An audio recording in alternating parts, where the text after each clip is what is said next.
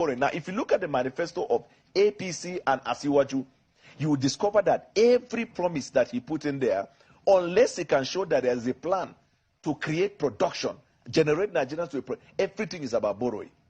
And they may end up borrowing your intestine, your kidney, and every part of your being for the things that they want to do.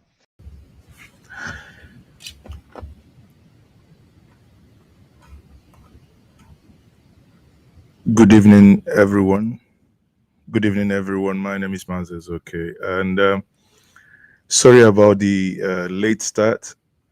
It's been some issues beyond our control.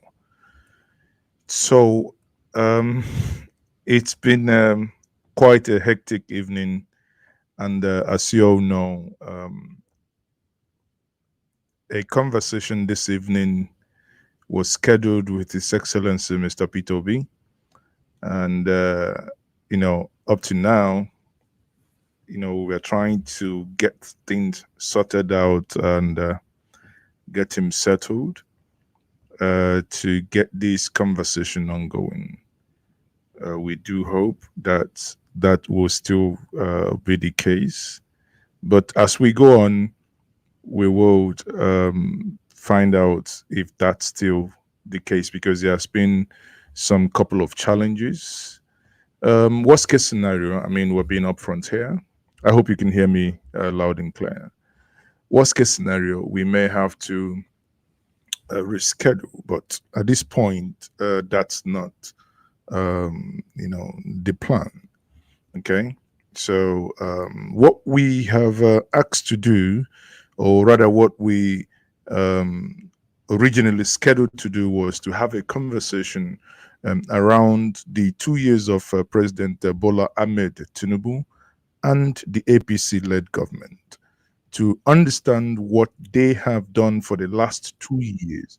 Hence, we have asked that as many of you that are chanced and are privileged to join us, to join the conversation. And the joining the conversation means, if you go to Njenje Media community section, you will see where you can join the conversation from. That is the virtual studio link.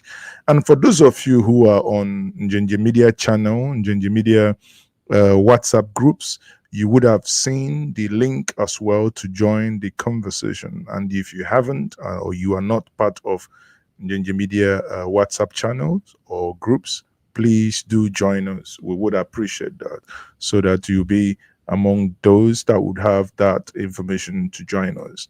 Now, the question here is, before His Excellency Mr. Peter Obi eventually, hopefully, speaks to Nigerians and the obedient globally, the question is, what is your take? Do you think that the President Bola Ahmed Tinubu, that they have actually, done what they had promised us? Recall that the president said that if he does not give you electricity in the, for the next election, do not vote for him. But I'm thinking the election is still 2 years ahead of, 2 years ahead. So what's going to happen? Is he going to give you electricity? I don't know. If 2 years, if magic didn't happen in the last 2 years, will magic happen in the next 2 years? I leave that to your imagination. But before we start bringing you in, and I must say once more, those of you who have been able to join us in the virtual studio, we appreciate you. We acknowledge that you're there, right? Please, if you may, kindly turn on your camera. I can see that Dr. Ken Chijoke is there waiting patiently. I appreciate you for being there. And Negio is also there. Please turn on your camera, if you may, so that once we call upon you, you can come in and you give us your perspective, right? So, Chijoke, we see you there. But before we take people who are joining us, and let's quickly look at what Nigerians think about the government of President Bola Ahmed Tinubu. Let's go. The reverse is the case. Well, I keep wondering people around him if they're telling the truth or not. But I think Nigerians are suffering. Nigerians are suffering. He promised good road. He promised us electricity. He promised us good life. But today, during the campaign, I was telling people that Tinubu already has money. That I think he was going to come to give us a good life because he's all hungry for me. But to my surprise, it seems he's more hungry than every Nigerian. It has been 2 years of toughness, of suffering, of people, regretting what they have done in that year. Okay, so my word to our president is that he should at least listen to the masses and they look up to them and see what they are really saying that he needs to address in his administration, because they are saying a lot. It's not everybody that hates him. It's not everybody that loves him. So he needs to listen to the people and know what exactly where they are pointing their hands and be able to walk towards the joy of the people that he's ruling. I'll just tell him that I've never gotten old yet, and I remember when things were still better. Like he says, the country is going to get better, but the only thing I really just actually care about is good its way. But actually, they asked us to trade good roads, lights. They asked us to trade good roads, lights, good construction for good food. I think everybody in the country will pick good food at the moment. First, I would like to appreciate him for what he's doing and the boldness he has to do all those things he's doing. But I will be glad if he can also focus on what people are saying. Yes, and let him listen to what people are saying, basically, because people are going through a lot and you cannot stop them from saying what they are going through. Okay, on a scale of 1 to 10, I will rate him 4/10. Because I didn't really see him, Solid 1.5. But I'm not saying anything good. You can, like, when good luck left, Buhari came, it was worse. Buhari left, Tinubu went, it was worse. Anything that makes Tinubu leave, I'm missing Tinubu. I think at this point, so people actually prefer to go back to Buhari era. When that make us leave Tinubu, and we're missing Tinubu, that means something this country is really bad. Because I'm not saying, everybody can sit down and think about one good thing Tinubu has done for us now. Zero, nothing to write about. Nothing to write about. I mean, when I said nothing, I mean zero. It's zero with the dots with 2 years, 0 upon 0. Back then in school, when you don't praise your teacher, he draws your head and puts your eyes and your ears. So Tinubu administration is 0. So this is the view of one of the channel in Nigeria. They've gone around and they've asked Nigerians like you and I what they think about the Tinubu administration. Now, this has nothing to do with religion. This has nothing to do with ethnicity or tribe. This has everything to do with Nigerians as Nigerians and how they feel. Now, earlier, I also watched a video of a good friend of mine who ran for the president in 2023.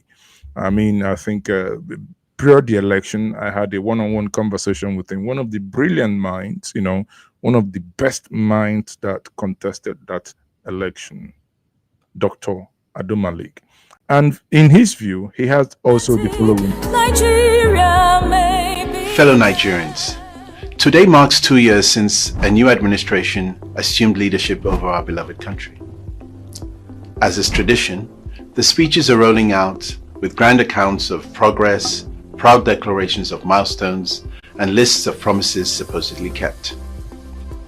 It is their right to do so, but it's also our responsibility as citizens not to just listen, but to reflect deeply and respond with honesty.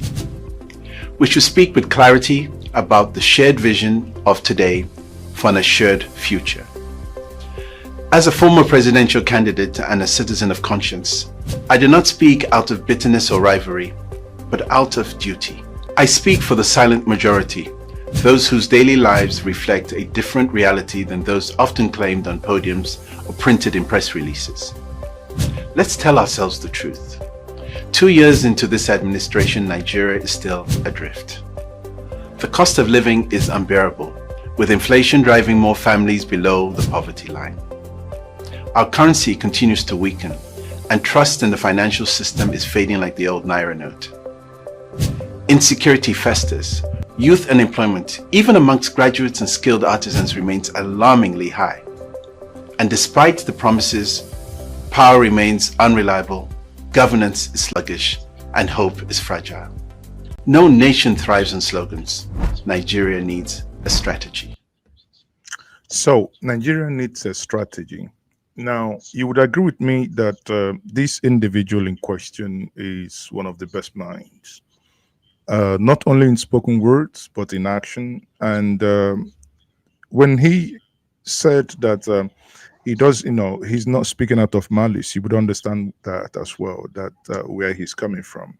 Having said that, I now have the opportunity to bring some of you who have joined us. Like I said before, some of you who joined us earlier than this, of course, I appreciate that. So we have um, the ultimate, right? Is that the real name? Can you hear me? The ultimate, can you hear me? Right? Oh, I think no, sir. Okay, sorry, Frank, are you there? Yes, I'm here. Okay, Frank, welcome. And I think the ultimate, can you hear me now? Sir, yes, I can hear you, sir. Oh, okay, you can hear me. Thank you very much. So, Nell Gill, can you hear me? No, sir. I think let me unmute you, no, sir. So I would, I understand some of us. No, sir, are you there? Yeah, I can hear you. Okay.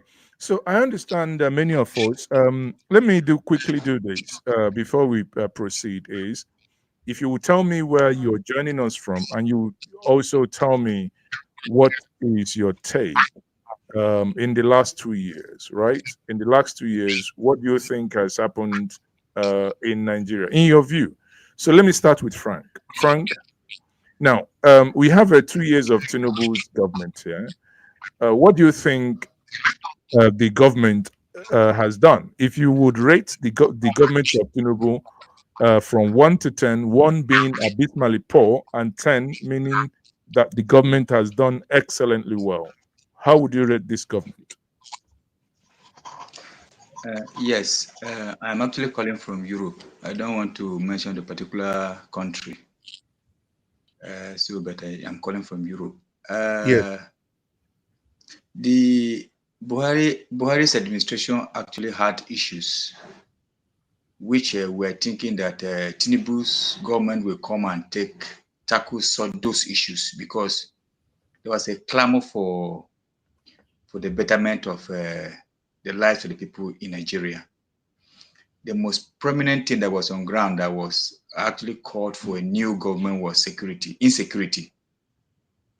So we were thinking that if the Tinubu's administration comes in, that would be the first thing he would tackle headlong.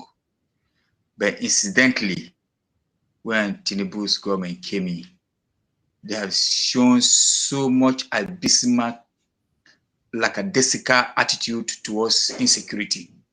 The man is not thinking about insecurity at all. It's not a paramount thing for him.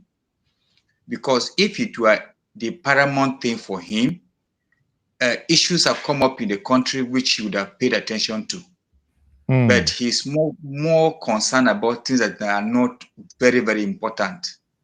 If lives are being lost in Nigeria and Tinubu will go to Rome, I don't think he prioritized the lives of the people in Nigeria.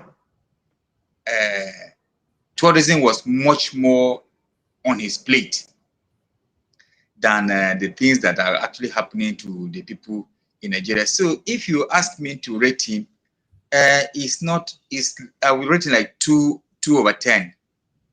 He has performed abysmally low. Even that 2 is just pity. I'm just pitying him because he's on that seat. Because I cannot point to anything the government has done right now to warrant that yes, he will get anything more than 2%. So that's my take. So your take is that you rate Tinubu 2. So we are trying to put up a poll in the comment section. So many of you, those of you who are not able to join, you can also, say your mind. So the ultimate, is that German? So what's your take? Yes. Is that German? Thank you, sir. Is that name German? It says the ultimate, right? The ultimate, yes. Okay, the ultimate. Oh, okay. Yeah. So that's fine. The ultimate. So what's your take? You think Tinubu has done well? I thank you for giving me this opportunity to speak, sir. Firstly, I'm going to say, even from time when we started campaign in 2022, I always tell people, I'm a Yoruba man, but I always tell people that this man that is coming, what is he coming to offer us? I haven't from beginning, I never believed in his administration because 80% of the people who is going to be in government with him are corrupt. So what do we expect from them? So I have nothing to read because I don't believe in the administration from the beginning. So I don't think they have anything to offer us. So I think I will just read them one over 10. Una de quarter 1/10. That's you know you actually you have no joy and you're just giving them 1/10. The Korean. Because presently now, sir, people who have savings has already spent their savings.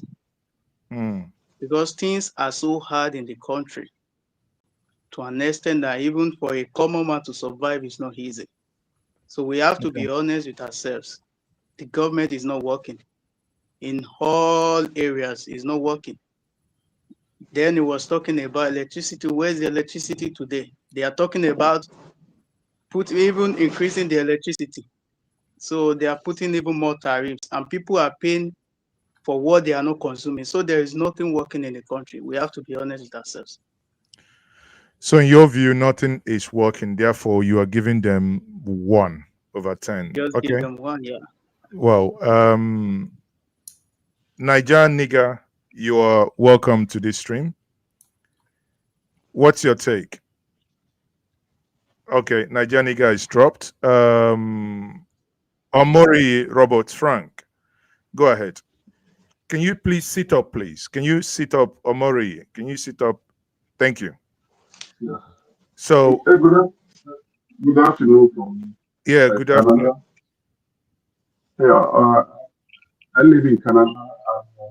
It's a big shame for all of us to see that our great country, Nigeria, has been reduced to rubble, even when we are not in war.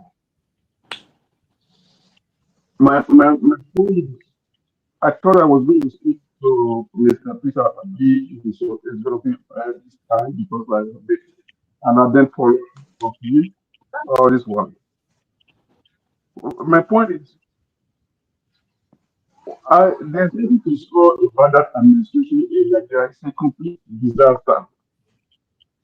With the research abroad, at the end of the year, when everybody is going home, visiting home, all joy and everything, we decide we are stuck here, and all the shit they leave, we are the one that who do it, and which is a big slap on us. Yeah. Even when we do come home, we all come home with tears and everything because there's no security, no nothing. Everybody's just running away. I don't know what has come over the prison that the evil people have taken over that country. I wanted to ask Mr. Obi, with the this thing, the one of my Labour Party crisis and everything being fueled by the government. What other platform he has in mind? Because I don't see him going anywhere with Labour Party. The way the thing is doing. I just wanted to find out if, because it seems to be the only hope that Nigeria has to make that country right again. That's my. If you do get a hold of it, and you can ask me this question because we are ashamed here. So to call ourselves Nigeria, but though we still hold our head up high, that we know what we are going through here. That's my question. Okay. So you have a question, and that your question is under. I mean, what we're going to do is actually we could then gather the questions. We'll see how it goes.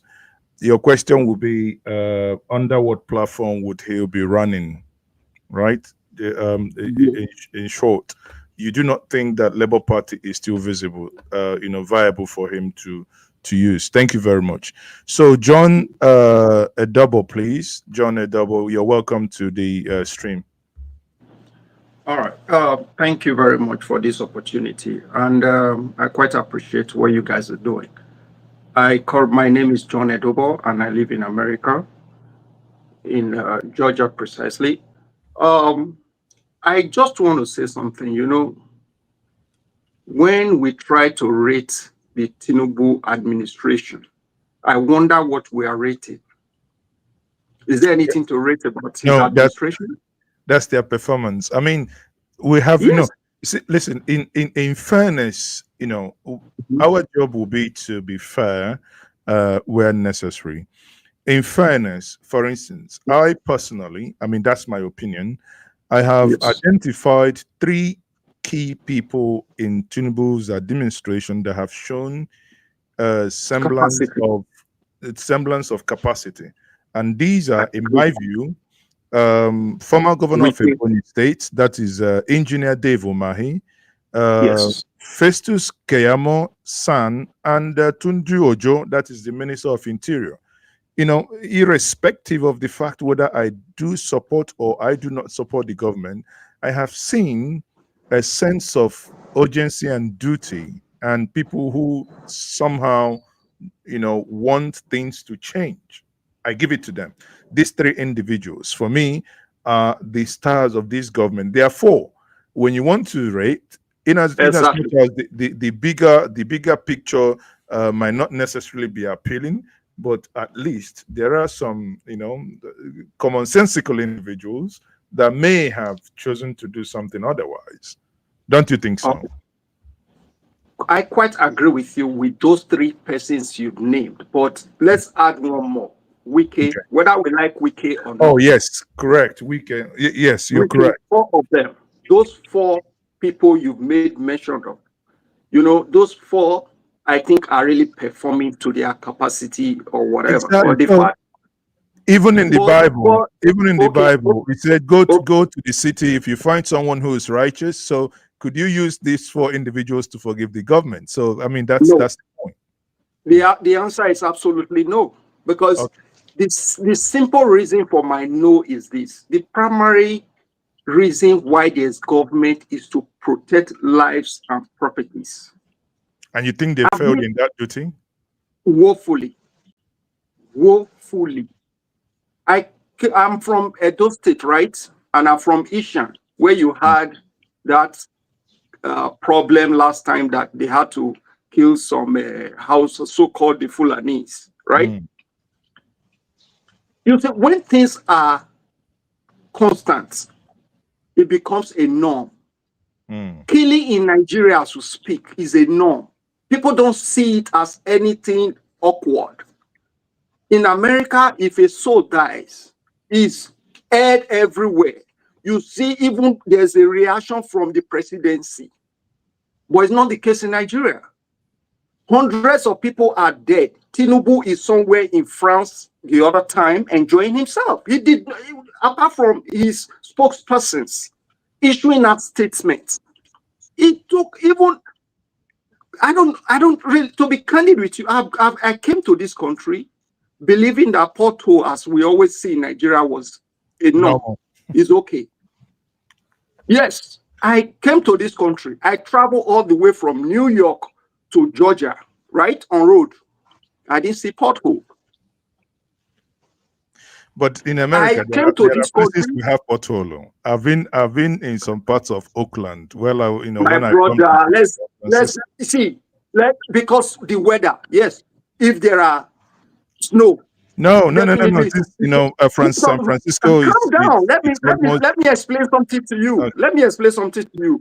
But those potholes will not be everlasting potholes that will resort to ditches. No, what correct. You have in Nigeria are not just potholes.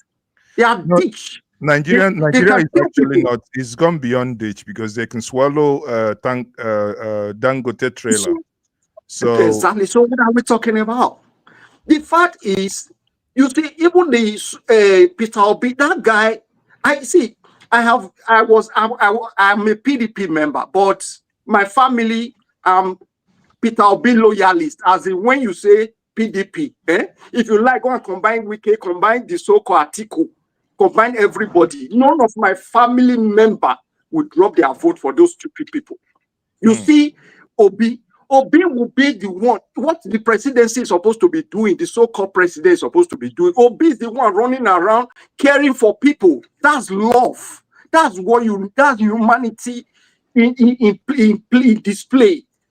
That's what government is all about. We don't have protection. We don't have lives and property in Nigeria. Is just like is I don't know. My family in Nigeria right now, I feel for them. If I have the opportunity, I will take every one of them out of that country.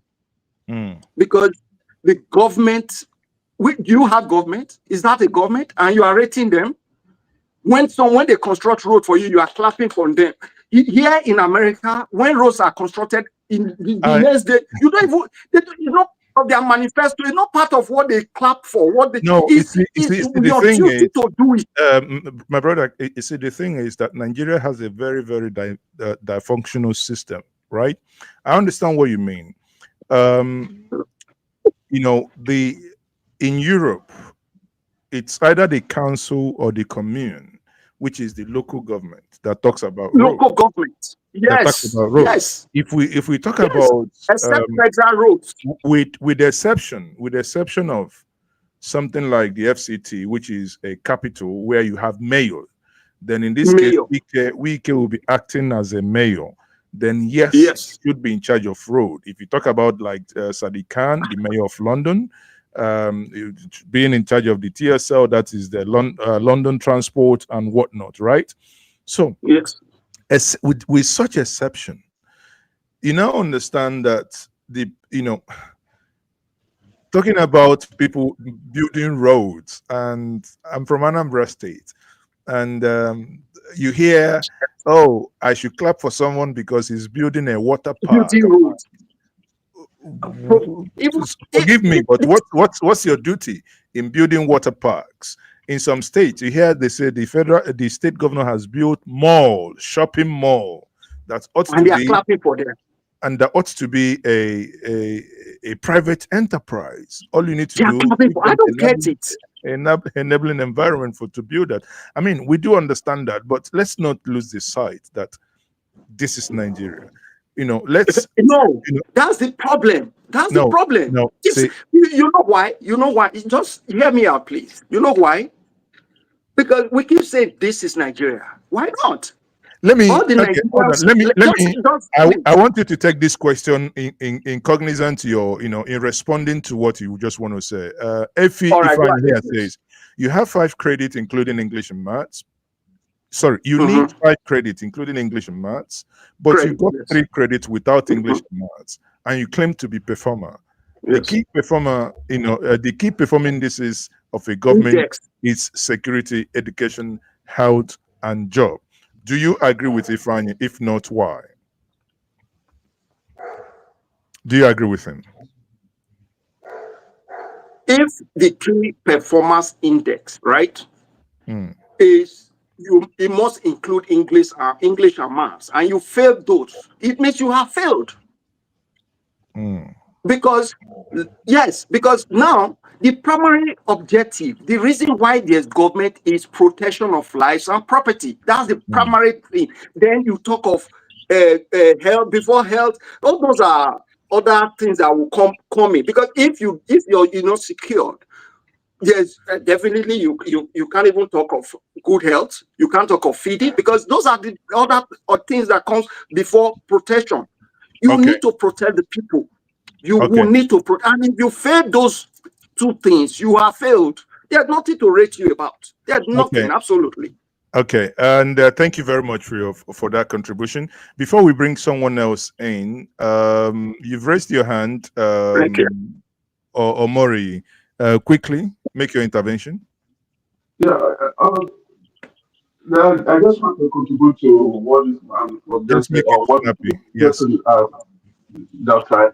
About road construction and everything. That is nothing. It's road construction. The people in that country are hungry. You can't go, but it's not the construction road and people are hungry. You want to go and cut a patch of the road and eat? That is nothing. If people are satisfied, the road road will be secondary. Let the people feed first. People are dying there. No food, nothing, and no water. They need back home almost every 2 weeks. Let's The okay. thing has doubled. It's terrible. It's shameful. But because a country that has so many things, so many. Canada here cannot boast of what we have. If they have what we have, if they have the taste of what we have there, this code, in fact, the reading of the what is that? Okay. Thank you very much. So let's take more people in. We've got more people joining us. For those of you watching us, please, if you're just joining us, this is Njenje Media TV. My name is Maazi Ezeoke, and let me quickly check, guys. Quick updates. We're supposed to have a conversation with Nigerians, with Mr. P2B by 7 o'clock, and there's been some issues. So let's see what the update is quickly. Just wait. Let me quickly see the update. So, okay. So while we are waiting for the updates, we'll see. While we are waiting for the update, please, let me take the Nelgio. You've been here from the beginning, even before the show started. And I don't know if you're now able to speak. If you can, please do now, please. Nelgio, are you there? Nelgio, are you there? Okay, for some reason, I can't hear you. So let me see another person. Nelgio is not able to speak. Tessa, Sam. Tessa, are you there?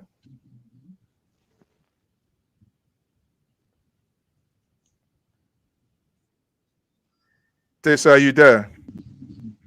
Sam, are you there? Sam, quickly, are you there? Sam, are you there? For some reason, what's happening, guys? Okay, let me see. Sam. Sam, can I? Sam, are you there? Okay, Samson K, go ahead. Samson K, are you there? Guys, if you're joining, you're joining to speak, please. Okay, Ike, I'm going to be bringing you in now. Ike, are you there? Yes, I'm here. Good afternoon. Okay, so Ike, 2 years of Bola Ahmed Tinubu and the APC-led government. What's your take? Before I have your take, Ike, let's listen to this, and I would want you probably to respond. So, quick one, Nigerians. Today, 29th of May, is actually 2 years of President Tinubu administration. That is the Renewed Hope government. And I just want so that we could use this opportunity to honestly and sincerely talk our own mind. Because for Nigeria, one of the problems is say you cannot speak up without being labeled maybe na ethnicity or na political affiliation you use the talk. I just want all of us to sincerely and honestly put our own opinion. Within these 2 years of the Tinubu administration, what is your assessment of this government? Waiting you think say be those things for you as maybe a Tinubu supporter or person where they APC too. Let us be able to agree or disagree on issues without name calling. Waiting be those achievements where you go talk say Tinubu don't do well. Now here it meets security. Now here security day. I feel safer under this government. The economy day better. It talks say subsidy regime don't end. The money from subsidy now here they carry them. Now here you don't pay the loan where we been they owe. Now the one way you don't borrow. See what you use them do. This and this health sector now here the team been day. Now here you don't make them better infrastructure. Corruption been day like this before it come. Now where it don't come, it don't fight corruption reach so level. Because we must as a people be able to hold our government to account without being tagged as a hater or somebody who is trying to, sow seed of discord. Anything where say don't be your personal experience as a Nigerian, whether you here at home or abroad. Do you feel like the country is now better for you to invest, maybe for you as business people, for you as a small business person? The environment for you to do business is better. What is your honest opinion about the 2 years of this government? So that we go know exactly where we head. 2 years is half of your tenure for 4 years. It's a long time for you to be able to achieve anything. So from where the president come in time, remember say been talk saying it will continue from where Buhari stop. So from that place where Buhari been actually stop, where him don't continue carry and reach, so are we headed in the right direction? Are things better off? Are the lives of Nigerians better? Are we safer? Is the economy stronger? Is corruption being fought? Are we having the full kind of democracy that we say we are practicing? These questions are the questions we should ask, and we should give our honest assessment of the 2 years of the Tinubu administration. The renewed hope governments, have your hope been renewed, or are you becoming even more hopeless under renewed hope? Is borrowing. Now, if you look at the manifesto of APC and Asiwaju, you will discover that every promise that he put in there, unless he can show that there is a plan to create production, generate Nigerians to everything is about borrowing. And they may end up borrowing your intestine, your kidney, and every part of your being for the things that they want to do. Okay, so that's quite a mouthful. Let me get Ike in here. Ike, listen to Randy Peters, a very eloquent young man and a straight talker. Listening to him, assessing Tinubu and the things he said. Your own opinion, what do you think is happening? Ike, yeah. You can hear me now? Yes, we can hear you. Go ahead. Personally, I think I agree with my brother Peter. Listen, there is nothing to assess about. There's nothing to assess about this government. It's really heartbroken to see the situation of Nigeria today after 2 years, right? Because sometimes when they want to distance themselves, they forgot that the government that they took over from is still the same government of APC. So it is the same government that has been in power for 10 years. So what has changed for Nigerians? And I think that Nigerians in Nigeria should be honest to themselves, because most of us who are speaking, we don't live in Nigeria, right? And you, Ezeoke, you live in Nigeria partially, or most of the time you are in Nigeria. So if I'm trying to assess this hopeless government, people would think like what my brother Peter was saying. People would think you are playing politics. If Nigerians that are in Nigeria cannot assess this government, I mean, it's shame on Nigerians themselves if they cannot be able to speak out to say this is what this government is all about. I am not in Nigeria and I'm not hoping to be there tomorrow. So what am I assessing them from? But from where I am staying, there is no government in Nigeria. We don't have a government in Nigeria. So do you have a government, honestly speaking?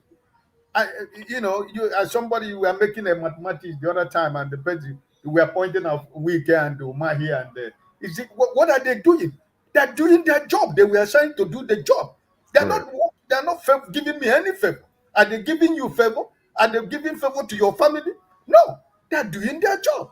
So why do I have to say you are doing your job? No. I'm working too. If I'm given a task to do a place where I work, my job is to make sure that I achieve that task and even try to do more. So exactly. I'm not expecting anybody to come and praise me because of the job I'm doing. It is what the contract that I signed. It is what I'm paid for. Therefore, I have to do the best to make sure that the company where I'm working, that we are growing, but we're not going backward.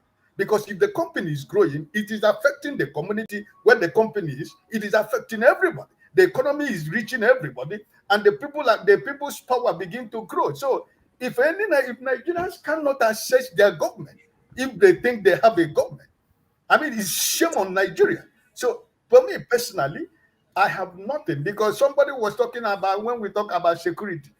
Can you tell me, Maazi Ezeoke, you have been in Nigeria since all this killing.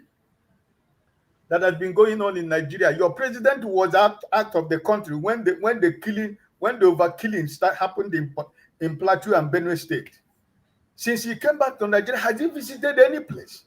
Has he gone to visit any of the state where there has been constant killing of innocent Nigerians? No. But for the past 3 months, this useless government, this spineless government has been busy campaigning for 2027. Even when INEC has not given guidelines for politics and campaign, but the government in power has already begun to campaign for 2027. For the past 3 months, they have lost touch with reality. They have lost touch with Nigeria. They have lost touch with the feelings and the suffering masses of Nigeria. But they are all busy campaigning for 2027.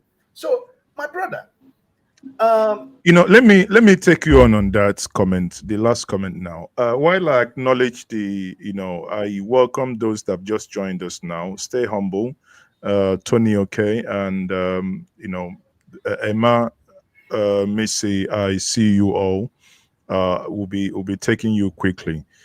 So if I take this point that you've said now, that the government has gone bonkers, just basically gone into overdrive for 2027. He has never, in all my adult life and my political engagement, at least 4 active electoral cycles, I have never seen a thing like this, that a government will be less than 2 years old and have gone into overdrive for the next election. Normally, we'll see government stop working about 6 months to when they start campaigning. But this is 2 freaking years ahead of time. And, you use the word spineless. And I want to borrow that and throw that into some governors and senators and that people now migrate like headsmen, from one party to the other, whereas they haven't delivered anything. Listening to the former governor of Delta State say that he is going to connect Delta State to the federal government, I'm like, is this man suddenly turned to PHCN? Is he an engineer connecting them to the national grid? Where have you been? This is a person that has been in the PDP for so many years, and the PDP was in power. This is a man who was a governor for 8 years, suddenly said he wants to connect them to the national grid. I mean, it's, sometimes you think that either these men are a bunch of jokers or that they have lost touch with reality, borrowing your word again. So, speaking to that part that they have, election has started in earnest in 2 years ahead of time. And that brings me also to a point when people will say, oh, Peter Obi should tell us what he wants to do. And when people contact me personally, I will say, guys, are you guys normal? How would you want someone to tell you if he's going to contest under this party or if he's going to be here 2 years ahead of time? Who does it? It's just that, whatever is happening now, it appears, permit me to say, that we are normalizing madness. Don't you agree with me? Yeah, Maazi Ezeoke, I completely agree with you. I am not one of the apostles who are telling Mr. Peter Obi to tell us where he's going to campaign. I mean, looking at the political landscape of Nigeria today, you cannot predict what is going to happen. So I am not one of those people who are telling him to tell me tomorrow where he's going to run in 2027. No. My primary concern for my principle is for him to, to continue to do what he's doing while he's building his political structures and strategizing himself for 2027. It doesn't matter the emotions we have, we the obedient people and Nigerians who want him. I wouldn't want my feelings and emotion to override what is the political calculation and political landscape in Nigeria for him. No, I'm one of the people who believe that he has already put himself in a place where he cannot run away from Nigerians because Nigeria want him to lead them. So, I mean, that is the plus for him. But for me, knowing what is going on in the whole political party, because the government in power and the government apparatus have decided to destroy opposition political party. So everything they are doing is making sure that somebody like Mr. Peter Obi probably might not have a platform where he's going to contest the election in 2027. So I recognize that, and I really feel pity for Mr. Peter Obi because of what is going through in Nigeria politically. But I think he has resolved to stand firm, and that is what encouraged most of us who are both inside and outside Nigeria. That we have somebody that have resolved to say, I'm for Nigerians. I'm not for myself. I've decided to sacrifice my life and my family for the good of common man in Nigeria, and that's what gives me hope every time I wake up. So I don't want him to come and tell me tomorrow that yes, he have made a decision that is going to be PDP. Which PDP? PDP is there a political party called PDP anywhere? Because everybody are taking part of it. Every member of PDP are taking part of PDP and going to their local government. So which PDP? Somebody that is show me is pressurizing Peter to come back to PDP. Which of the PDP? Which of the PDP is he going back to? So I am of the opinion that as he continues to speak to us, and some of you who are very close that are home, that are communicate with him every day, continue to advise him, give him strategies how we can be able to strategize for 2027. When the right time for him to make that decision comes, I know he's going to do it. But all we need is for him to continue to stand firm. Because if they're talking about government like my brother John Edebo from US was saying right now, it is Mr. P.W. that is ruling Nigeria. Do you have any opposition? Where is that? He's in Dubai. Now they're talking about coalition. He came back with the group of people who are looking for their daily bread. He came back from Dubai to be showing his agbada everywhere. They're having a conversation. Where has he been all this while? Does he have a political party? Does he belong to any political? Which bed does he have? So I don't think Nigerians are serious. Nigerians are not serious people. I feel your frustration. Sometimes one would end up saying, what are we going to do? So I think, fellow Nigerians listening, I recall when after the election, myself and Dr. Mo, we led a protest for 21 days in Abuja non-stop. The day we went to the defense headquarters and we knelt down there and we sang Timi Dakolo's song. And after that, by the time we got back to Unity Fountain, people already were sending me, what's it called again? Posts, from Vanguard, from Punch, everyone saying that we are calling for coup d'etat. And people told me to leave town and, we should stop coming, that our names are in the DSS. But anyway, fast forward today, had Nigerians joined in those protests, that we were actually trying to say that something wrong is going on here, probably we may not be here today, but hey, the rest is history. So I acknowledge once more the presence of some individuals here. I know many people are joining. Stay humble. We'll be taking you quickly, and I have my brother here, Tony, who's smiling quietly. So Tony, if you may speak, I don't know why. Tony, do you have another device on? Because when I mute you, there is a feedback from you, Tony. Are you there? Yes. Sorry. Do you have another device on? Very likely. I think it's my phone.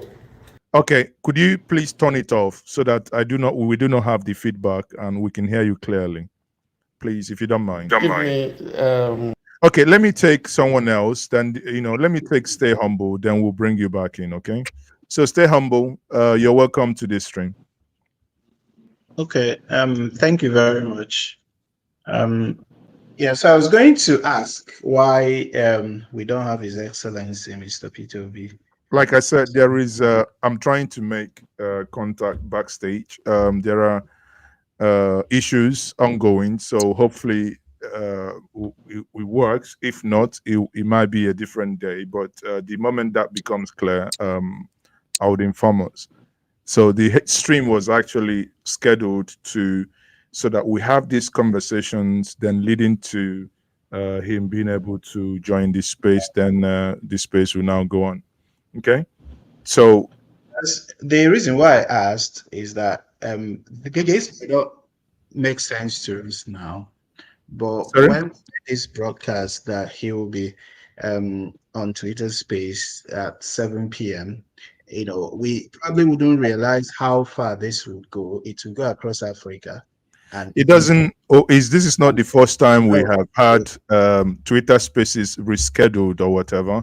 There is a reason why today was chosen to for him to speak and speak to issues regarding this government 2 years after. Now, if it becomes eventually inevitable, I mean, nobody go die. We'll have to reschedule at some point. But anyway, the point now is that we're trying to have a conversation with amongst ourselves to say, what is our take of this government 2 years down the line? Do you have an opinion? Yeah, well, I don't know if you're trying to shut me down. Yeah, but I was trying to make a point that if you are going to listen to me, you get the point, because this is still part of the problems we have in Nigeria, But that's by the way anyway. So regarding this government, yeah, I wouldn't probably have wanted to speak about it because I think it's a hostile occupying government. We should not even be talking about it in the first place. Yeah, but personally, I didn't really expect much from them, given that we all saw the signs coming during the campaigns. Before the campaigns, we saw how they used a lot of money, millions of dollars to bribe the delegates that voted for them in quotes in their primaries. We saw the antecedents. We saw the way they didn't want to talk to Nigerians. We saw their big manism in quotes. Yes, we saw the way they went to Chatham House and delegated responsibilities to the so-called teamship members. Yeah, so I don't think we really expected much from them. We knew the stealing will continue. We knew the criminality will continue. We knew that the gaslighting will continue. You will beat a child and tell the child to not cry, Yeah, and then I think today as we're speaking, the so-called ministers are on Channels TV, spewing all sorts of lies, Yeah, so I don't think we expected something different, really, from what we are seeing.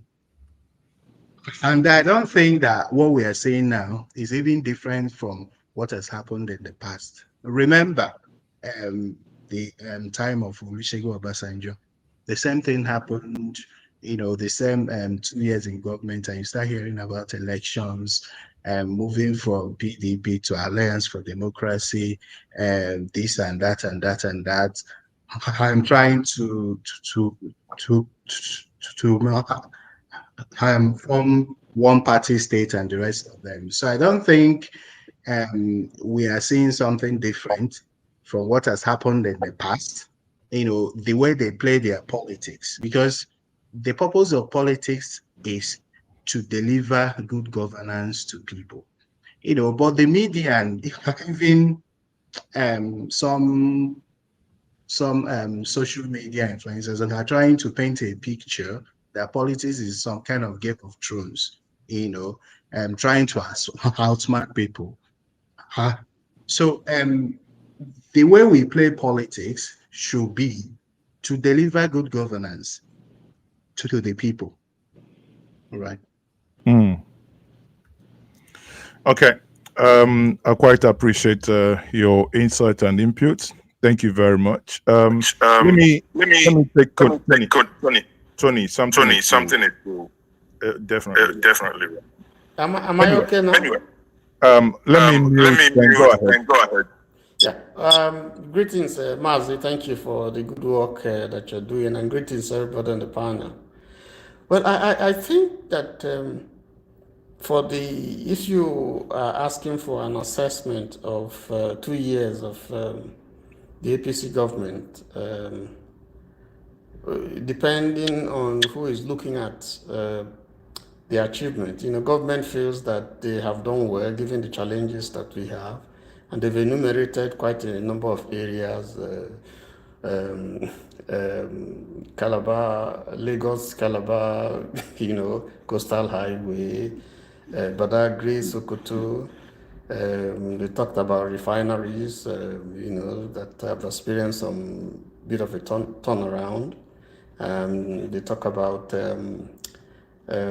students' loan and stuff like that. But, and the government feels that it has done fairly well. But if you look at kitchen and table issues, you look at real, purchasing power of the ordinary Nigerian, you don't seem to see that reflected. Inflation is still at about 34%, even though we have the Bureau of Statistics given a figure that has been contested by renowned economists like Bisman Riwanu. We've had the president of the African Development Bank, the outgoing president, really, our own son, warned the government that in terms of its policies, economic policies, government should take a look. It didn't give them any pass, even though they claim that the IMF is endorsing what they're doing. But generally, for me, and from what we hear and from what we see, if you look at the area of security, look at what Zulum has said. Territories being captured, insurgency is increasing. And I think the government saw that, because if you look at, they have to retool, the command structure of the military in terms of fighting insurgency in the northeast. So I heard you when I was listening, asking some of your guests to give the government a pass mark. And I'm sorry if you ask me to do that. I just give the government a very generous 1.5 over 10. I think it hasn't done quite well.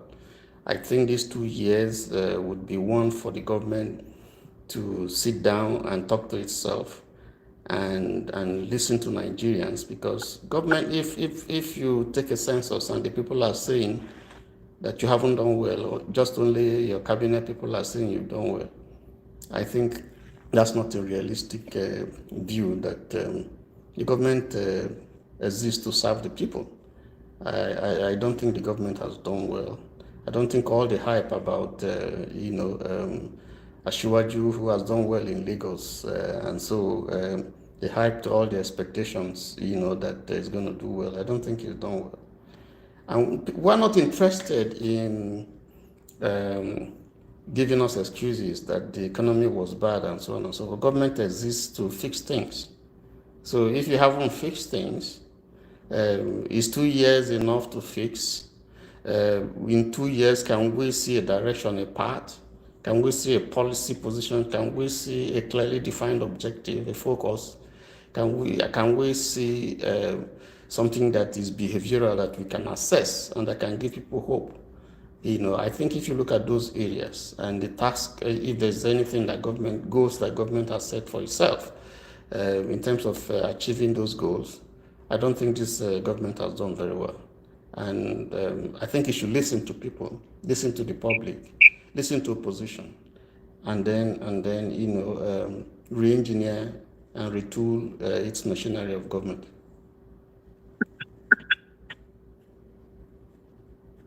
Yeah. That's yeah. I think I know because the feedback is yeah. That's quite insightful, Tony. Thank you very much. 1 over it's 1 over 5 over 10. That's a clear failure. And okay, you want to respond? Go ahead. Well, my response to what you just said, it was too general to give the government 1 over 10, 1.5 over 10, because I've seen nothing they've done. the coastal highway is 700 kilometers by all standards. And they only completed about 30 kilometers. And I knew from the beginning that that road is just only constructed just on the axis of Lagos. And it's not going to go beyond that. It's going to be an abandoned project. And right from the beginning, I knew what this guy wanted. This Tinubu of a man. He's a crook. And they will appropriate all the money for the road, and it's going to end on Lagos service. It's not going to go beyond that. Nobody, even super highways abroad cannot be constructed the years it's appropriated for that thing. And with the humongous massive awarded the contract to himself and his son. That is the most. When you talk about the money, Keyamo, Wike, and all those troops, I feel nothing they've done. They've done nothing. Nothing. It's all stealing. Okay. It's been confirmed, guys. Sadly, the conversation has been postponed. However, a new date will be announced. Again, like I said earlier, part of the reason why we started late was also to see if certain things. No, hold on. Whose mic is on? Somebody's mic is on.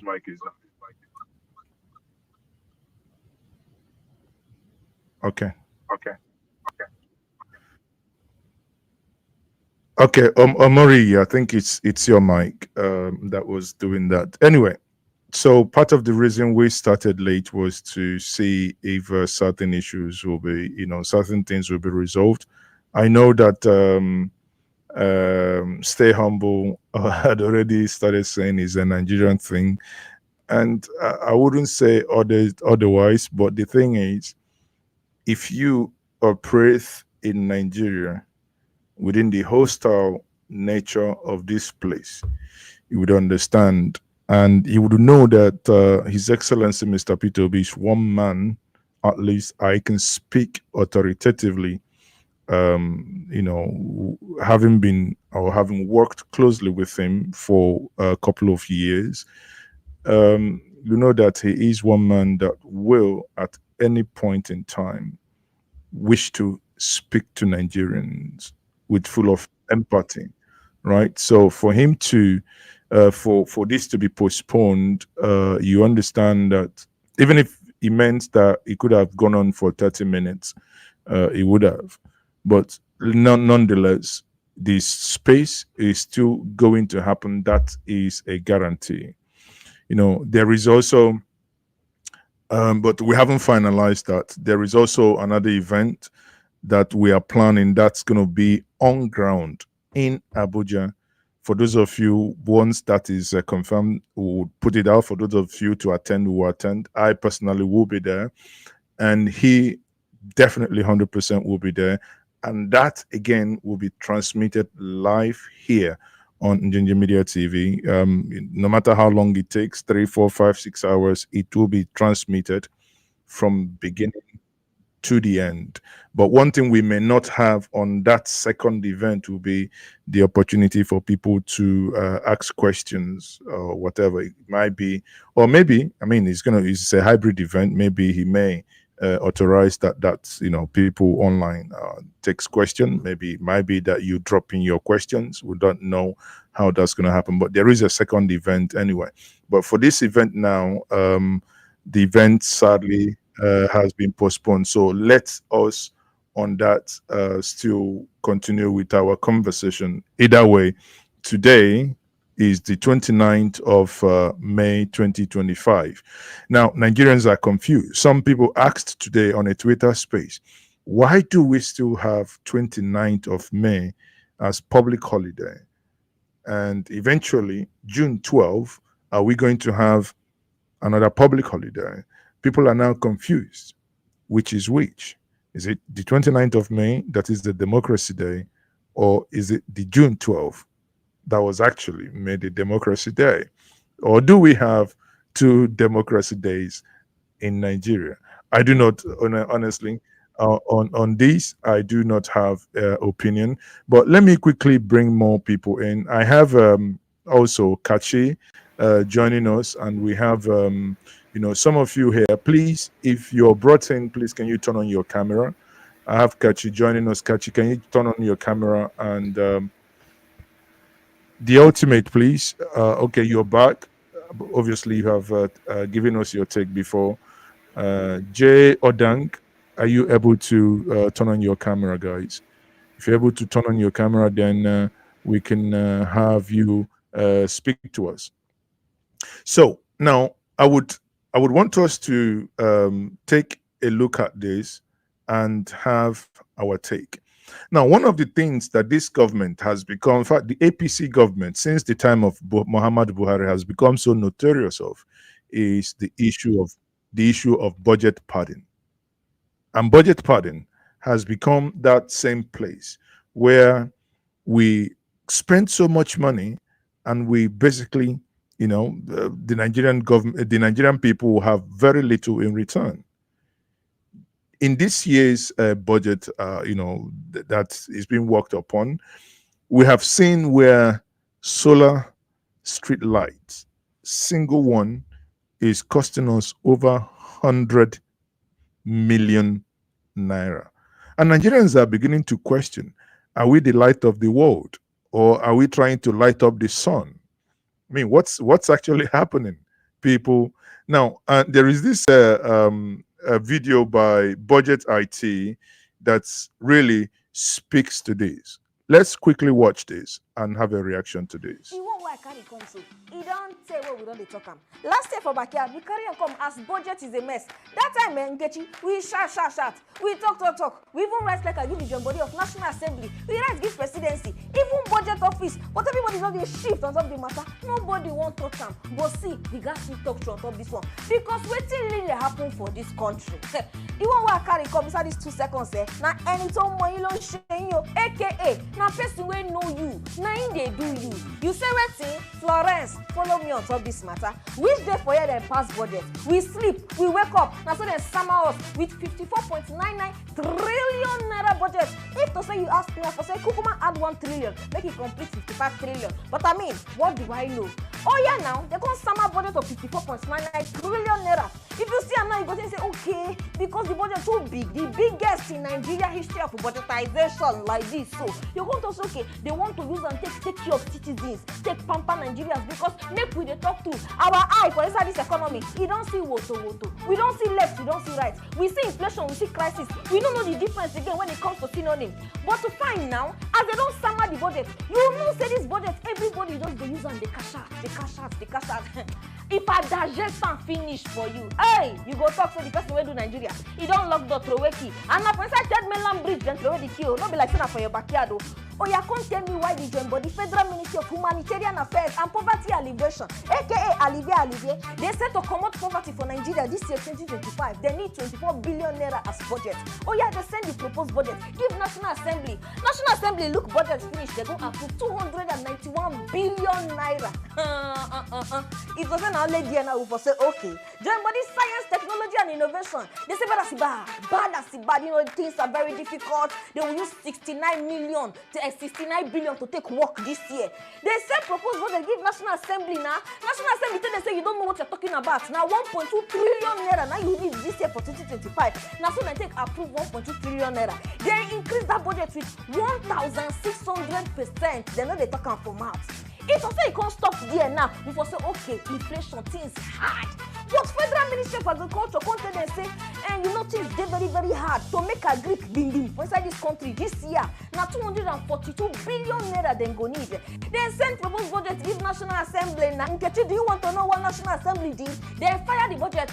They increase them from 242 billion to 1.9 trillion naira. Now, if you say na the inflation or the budget study be the only thing where they happen for the budget, we will say okay, make we still manage am. Because under the time of Bobo and even the time of Bros Jonathan, they still dey chook some kind things for inside the budget. Make we no lie. You want to chop the destiny of the country today. Wetin you wan come use do the country tomorrow? Oh yeah, make we come go the one wey dem dey do now, wey be waste. The Jambody Federal Ministry of Humanitarian Affairs and Poverty Alleviation, they say, based on the things wey dey happen for inside Northwest, say they want to buy motor.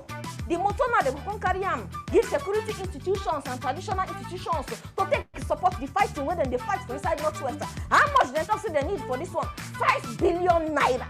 E no stop for there. They still talk say yes. Say they want to come buy one kind special keke like that, special motorcycle, special korope. Say this one now electricity go dey use. You go dey use solar. You go come dey use fuel combine. Say this one now 8 billion naira they need.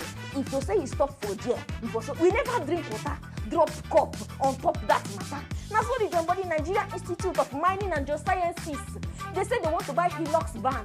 The Hilux now, be whether na Tokumbo, whether na new one, they just say they want Hilux van. And how much for this one? 8.4 billion. Florence, now me they tell you now. You see all this money where they happen so, now taxpayers' money. They go still come borrow join. Later they will come talk say Nigeria no get money. Who will they deceive for this country? No. I dey ask you, who will they deceive for this country? Now the one way be say, if I tell you this one, you go shock. Oh, yeah. If I tell you this one, hey, body go pain you. Because tell me wetin connect science with palace furniture. No, I want you to take 2 minutes to think it. Wetin connect science with palace furniture? Jambody Science, Technology and Innovation. They say they want to do palace furniture. Say you get some kind of palace for inside community for Nigeria. Say they want to sham. And this one, now 2.2 billion naira, now they go use to sham. Nigerians had money. If you say you even stop for them, we will say okay.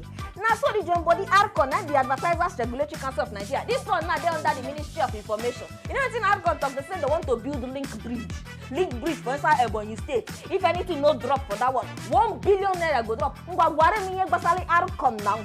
No. Tell me what in concern ARCON with cement and Okonko. They also talk say they want to build some kind of blocks of classroom for selected schools inside Nigeria. And this one like this one 500 million now they go use. I want to ask you one more time. Who will they deceive for this country?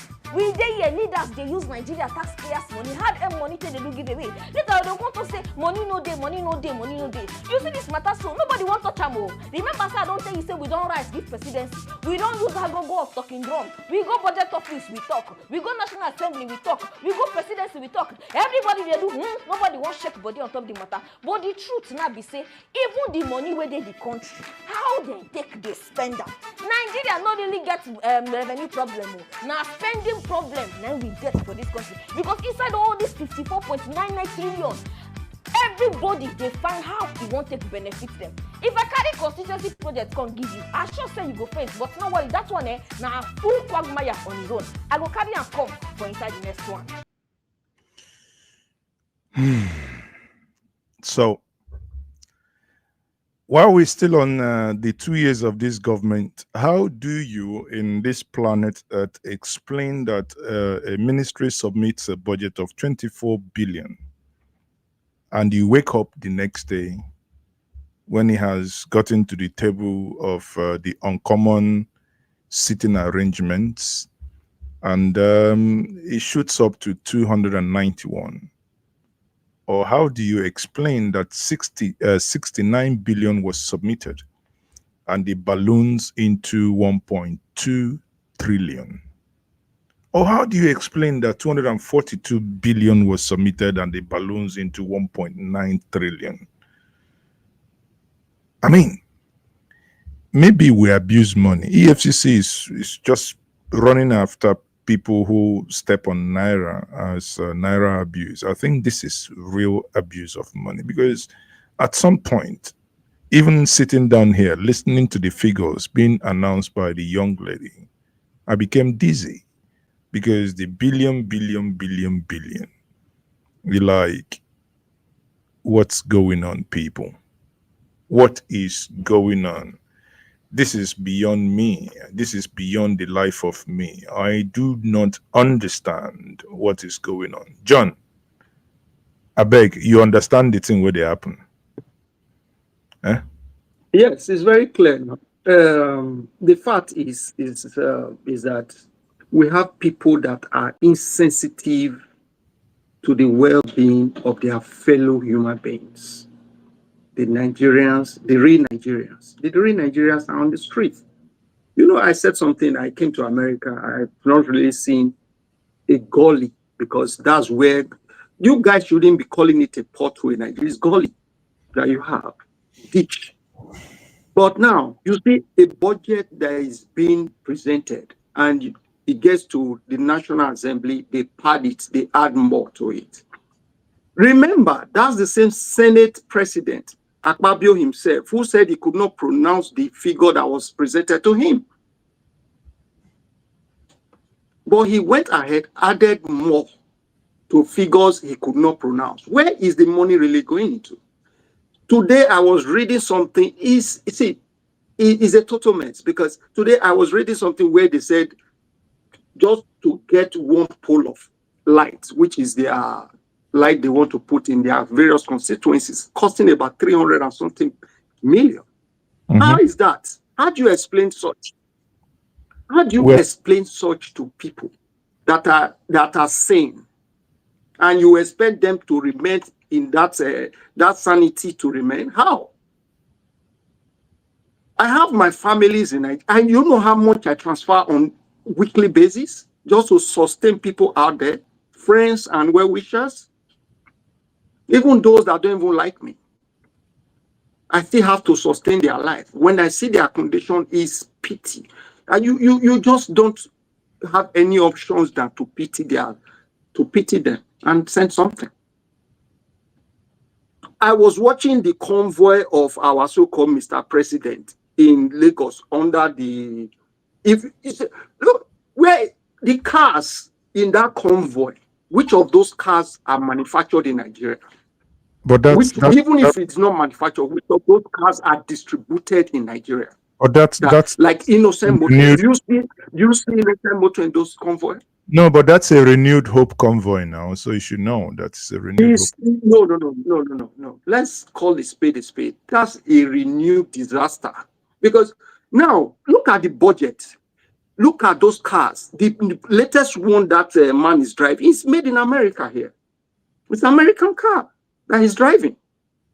Do you know how much to fix that car? That car gets bad. To fix it, they will have to put that car back in a container, bring it back here for repairs before taking it back to Nigeria. That's taxpayers' money that is being fleet away like come on no now. man's business. Come on, John. So and you mean cares. come on, you mean all the mechanics in Nigeria, no one can fix it? No, that's customized. That's a customized car. I know. I'm telling you, I don't want to overblow someone's ego here. I will just go down my basement here and I will show you that car. He's driving around there. Crazy. See, let's call a spade a spade. Things are not working, and you see people still moving on the street. You see, but my greatest pain is this: even the poor among them are the ones still clapping for these idiots. The poor. Okay. Kachi, finally you have been able to join us. I would want to, because I don't know if you're able to talk. Kachi, are you there? Yes, I'm with you. Okay. So, John, thank you very much for insights. Kachi, are you able to make your contribution? Because I can see that you've come in a couple of times and probably your network was doing a Nigerian on you. Well, actually, it's not a network. I just came in, I saw your program. I saw it going on the stream, and I was not properly dressed, so I had to look for something to wear. Okay. And come back, yes. That's fine. Yes, so thank you very much. I've been following the conversation on YouTube. Then I saw the link. I said, let me join in and see how I can make my own contribution, because Nigeria is for all of us. Yes. Now it's your turn. Go ahead. Yeah, so like, I don't know how to start, but let me just start. You can start anywhere. The former South African president says in the beginning, so you can start from the beginning. Okay, so I don't think. Sorry to say, I want to speak pessimistically. I don't think the president is doing badly. You ask me why. Why I say he's not doing badly is because we are learning from him. We are seeing the extent Nigerians can get up to. Nobody is complaining. This evening, I went to the supermarket, a shopping mall, to buy 5 items. When the girl punched out my bill, I was like, wow, 35,000 naira for what? What did I buy here? I started looking at the items again. In my head, I just told myself, I'm not buying these things again. Minimum wage. I was like, what the hell is this? You understand? We're actually learning the extent, and nobody's complaining. Just look around you. Everybody's going about their normal lives. That's why the government of today is saying, there's nobody complaining, there's progress everywhere. Meanwhile, there's no progress. But do you actually, sorry to butt in here, do you actually blame Nigerians for not complaining? Are you not in this country when the end bad governance happened and we all saw how it ended? And suddenly certain things, were almost tribalized, that people started pulling out saying, okay, I do not want to get involved. No, I'm not. That's why I said I want to be pessimistic. I want to play devil's advocate. I want to be on the other side. I know everybody's like, oh, why is the government this, that? But right now, what do we do? How do we start? For example, you see my name is Kachi. If an Igbo man comes out and says, whoa, hey, see what's happening. Everybody comes out and say, oh, the Igbo man is talking. He doesn't want my people to rule. He doesn't want my people to stay. He doesn't want this to happen. But look at now. One of us are going to the same market. I was in the same market. The guy came and said, oh, this thing is 5,000 naira here, but in Sefa, it's about 1,000 Sefa. I was like, I stood there, I was just watching, listening to her. She was complaining. Do we now spend Sefa in Nigeria? No, she was comparing what she bought in the same shopping mall I went to Sefa. You understand? But she's just coming, I think she's just coming in from Benin. You understand? So I was like, in my mind, I said, nobody's complaining, so that's how we'll keep going. And the government is taking that since nobody's complaining, they're doing the right things. The policies are working. So that comes to the question which I would have loved to ask everybody, like, are we sure there will be a free and fair election 2027? Are we sure? In our heart, let's ask ourselves the truth. We know who we want to vote for. I know who I voted for. Is the man. His name is here. You understand? I know who I voted for, but are we sure? With this quietness, with this tameness, with everybody complaining from their own angle and all that, and nobody's coming out to say, this is wrong. This is what's supposed to be. Like there's a group I'm in. I always put a quote there. When good men keep quiet. You know that quote? When good men keep quiet, evil takes over. That is what's happening in Nigeria today. I'm not saying no. Sorry. Let me interject once more. Are Nigerians actually keeping quiet? Because Nigerians are talking both from because hold on, Nigerians are actually not keeping quiet. We were at some point over 600 people listening and interacting here. No, Chief. These are people who are not keeping quiet, Chief. And Nigerians keep, Chief. On the street. Chief, let me tell you something. I'm not saying Nigerians are quiet. I'm saying there's this cohesion. When plenty noise is coming, a cohesion of voices, where voices, the unison. Something would have happened. That what they call it, end bad governance. I watched the momentum. I thought it was a momentum that will make that shift, because I was sitting down in my mechanic because I go around and all that. I was sitting down with my mechanic, and I had some. I don't speak Hausa, but I hear a little bit. I had some uniform men. I won't call the enforcement agency. Uniform men talking about Zanga Zanga. They call that Zanga Zanga protest. I was like, wow. So these people are taking this thing serious. And all that. So this cohesion is not there. Chief, you're one of the few voices. That's why I'm here. That speak.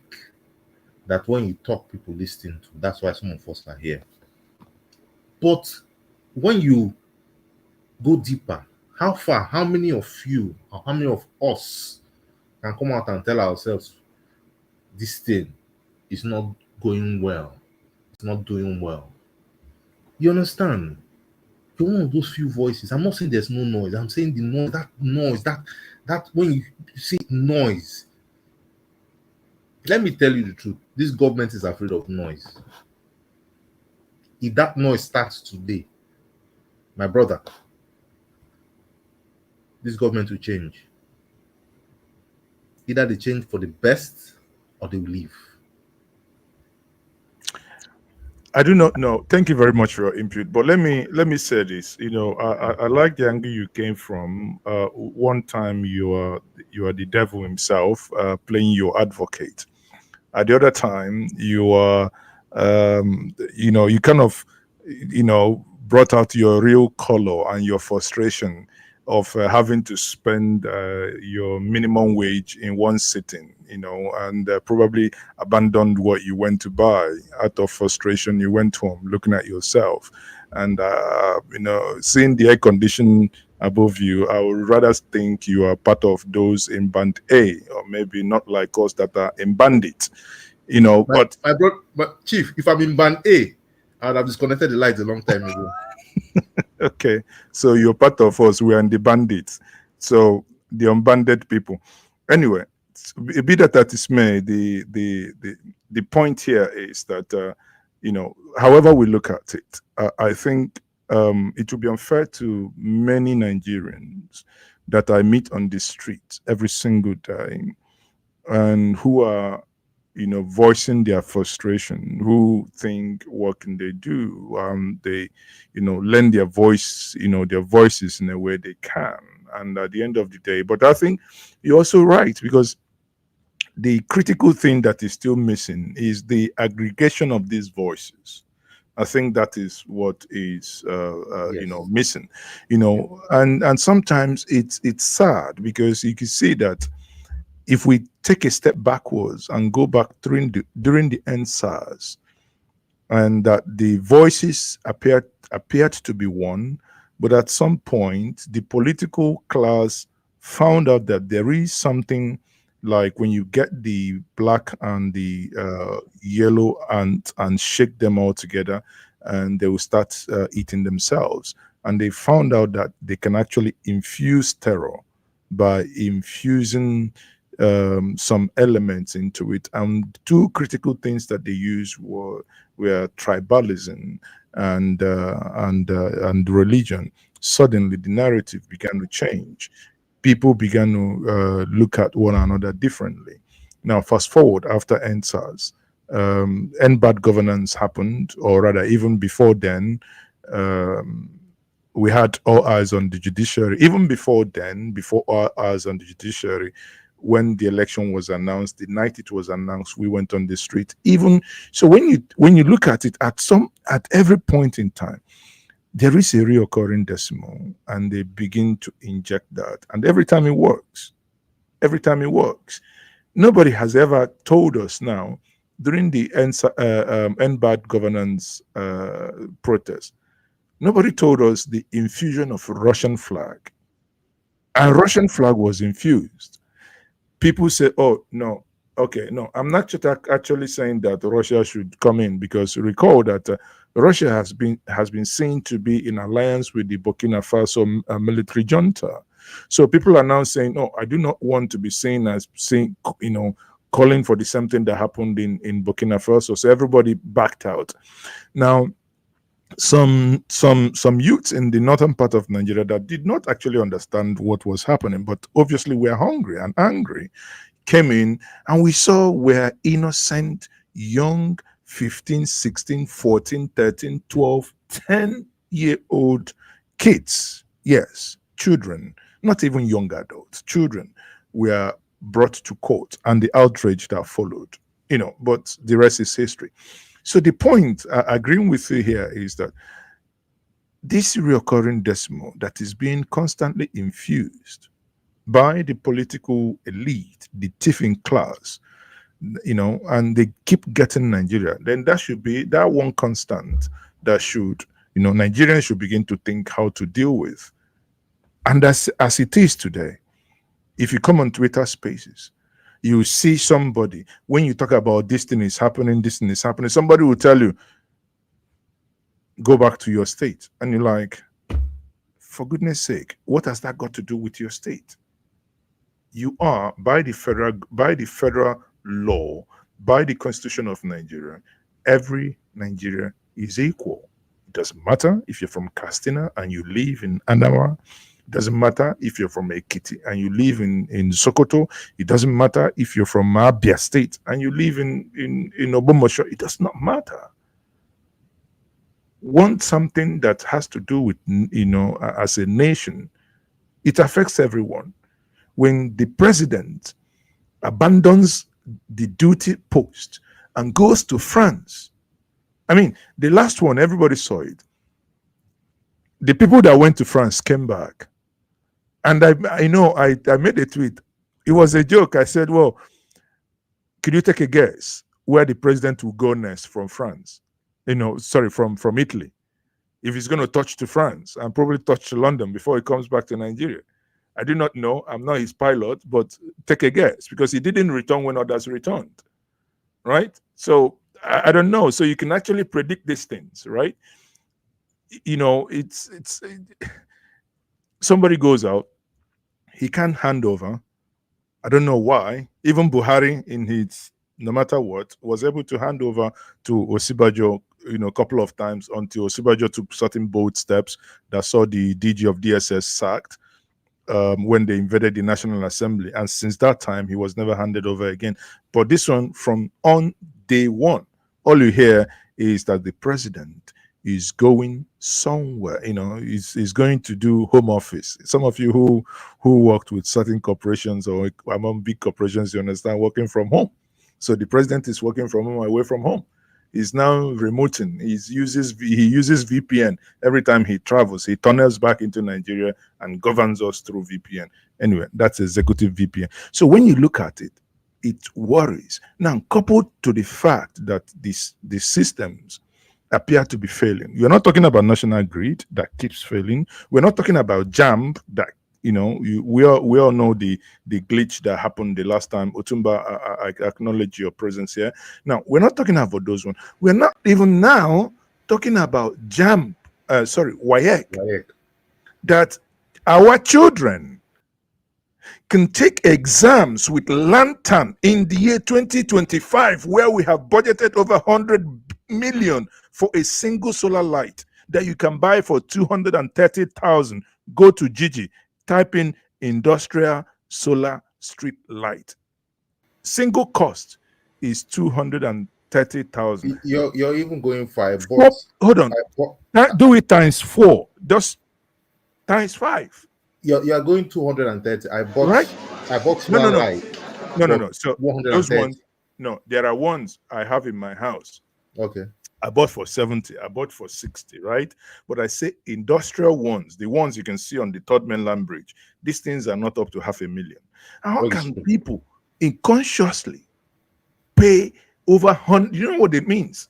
You reach to stone somebody, you reach to take stone somebody for that alone. But hey, what are Nigerians doing? Again, what do? It pains me to see that our children are writing exams in this condition. Can you imagine? Tell me how this is a way to test their knowledge. Tell me. Where is the lantern? Look at the other end. There is no light. And someone is going to write exam under this condition, almost under duress. How does this happen? Yet, those who are telling us that after 2 years that they have done marvelously well cannot say this, and none of them speaks to the issue. Now, before I take Otumba and a couple of others and we'll round up, let's actually see what the government sees about themselves, how they see their performances so far. This is a documentary. I believe it would have aired. What's the time? 21:21. So I believe that documentary would have aired about an hour ago at the major, national televisions. But let's just look at the snippet of what the government thinks about themselves.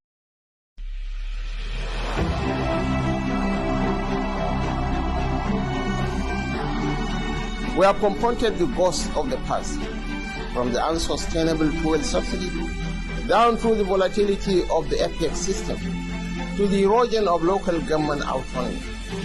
These were not easy decisions. Servicing as a percentage of revenue is down from well over 90% to just about 60%, according to the figures at the end of 2024. Likewise, the debt to GDP ratio is relatively moderate at just over 50%. Daɗi mai yawa kuma sosai. A kullum ina kashe mai na naira 18,000 kullum. Yanzu bana kashe wace 5,000. The conversion was free, 100% free. The dollarization or de-dollarization of the Nigerian economy has done is the fact that people now have confidence. The progress we have made did not happen by accident. It is the result of calculated choices.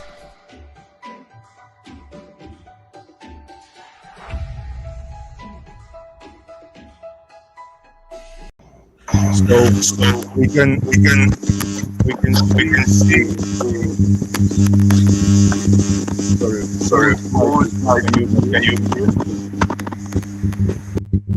We can see the choice as referred by the government.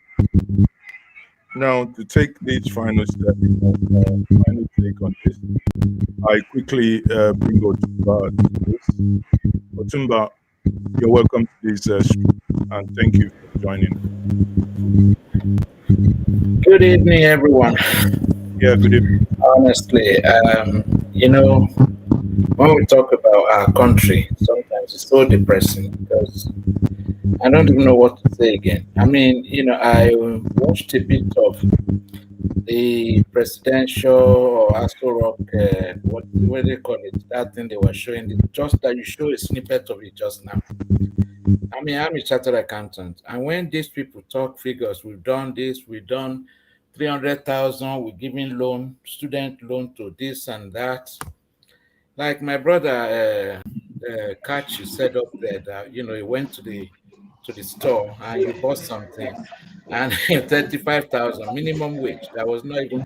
So to me, the only way forward, I mean, we've talked about, I know people talk so much about people have to revolt, people have to do this, that. Why don't we even start from the grassroots? Why don't we start with our state assembly representatives? Why don't we start with our senators? I mean, I come from Ekiti State, and I'm part of that group that has been, harassing our senator, and he's the leader of the Senate, whatever they call them. To me, I mean, we just think that you go to this Abuja, I think the minute they enter that chamber, they become different people. No, I think there is something they infuse in the water that is being taken the moment you get. But when I see you on the streets of Ado-Ekiti, you actually behave like an Ekiti man. But the minute you get to that Abuja, it's like there's something else. Once you cross River Niger. So for me, honestly, I mean, yeah, many of us we've seen. I'm in two places normally. I'm in the UK at the moment, and most of the time I'm in Nigeria. I love my country so much that I want to be there. I want to come there, man, but you hear so much. And then when you go, you actually see people suffering. On the streets of Ibadan, Lagos, anywhere you go, there are these Amajiri children. Once you stop at traffic light, you are going from Victoria Island to Lekki, Adesanya, and all that. It's a disaster area. Why do we have that? And then today I was watching that convoy, for crying out loud. So the point I'm making is that let's be honest. Politicians will always tell you they've done this, they've done that. One thing I'm happy about, though, is that even some people in the APC government are now talking about what His Excellency Peter Obi has been saying all along. They're borrowing trillions and trillions of money. What are they doing with it? But Honorable HE has said there's no problem about borrowing. What do you do with it? For me, the other annoying thing for me is, why are they not looking at that small boy in Burkina Faso that is turning a desert into another Rwanda in Africa, that is turning a desert into a thriving economy, doing away with imperial influence and all of that? Why is it that we in Nigeria, why is it our leaders, they don't see these things? Look, something happened in the Liverpool Football Club last week. I don't know, I'm sure most of you would have heard. And a car, somebody who's taking drug and, ran into a crowd that was celebrating Liverpool's championship win. Do you know Keir Starmer, the Prime Minister, was there the next day, was in Liverpool. These things happen in Plateau, in Benue, and all of that. Our president was in France. He didn't even bother to cut short. No minister even went there. We have a problem in our country. Honestly, sometimes I think I'm an old man. Believe it or not, I'm over 65. So I'm thinking, I'm only feeling sorry for a younger generation, because I've lived in the best of Nigeria. This is not it. And this renew, I don't know what renew this is. I don't even, we call it renew shege here. But then again, you talk to some APC people in the UK, they will murder you because they think they're doing well. But they cannot even afford to come home to that country where they're doing well. So that's just my concern. I think we have to start from the grassroots. I mean, the youth, I'm actually angry with the young people. Honestly, they're not being strategic. Unfortunately, you see somebody like Omoyele Sowore, my good brother from Ondo State, next state to me, is always talking about revolution now. But just going to court and shouting and making noise and fighting police, that's not the way to fight battles. And then instead of him to align with those determined to actually fight the system, you are fighting the only one dissenting voice. You are fighting Peter Obi everybody is fighting Peter Obi. I don't understand. If the man was in government, I don't think they would have even allowed him to. It's not even there. But every tongue is on that man. I don't know. We just, I'm tired of saying we have to pray. God is even probably tired of listening to us. People are sleeping in church 7 days a week. Nothing is happening. The moment you talked about just how we go. But sometimes I talk about my country, I feel like crying, an old man crying.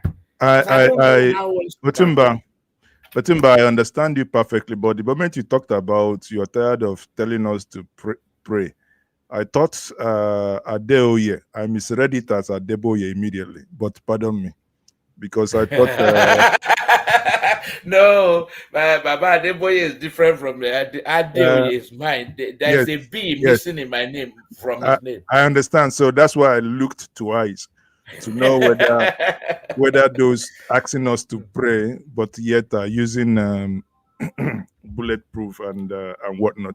Anyway, that's not I quite appreciate your input. So quickly, I think we have someone that have not been able to speak. Yes, Abel Kukoyi.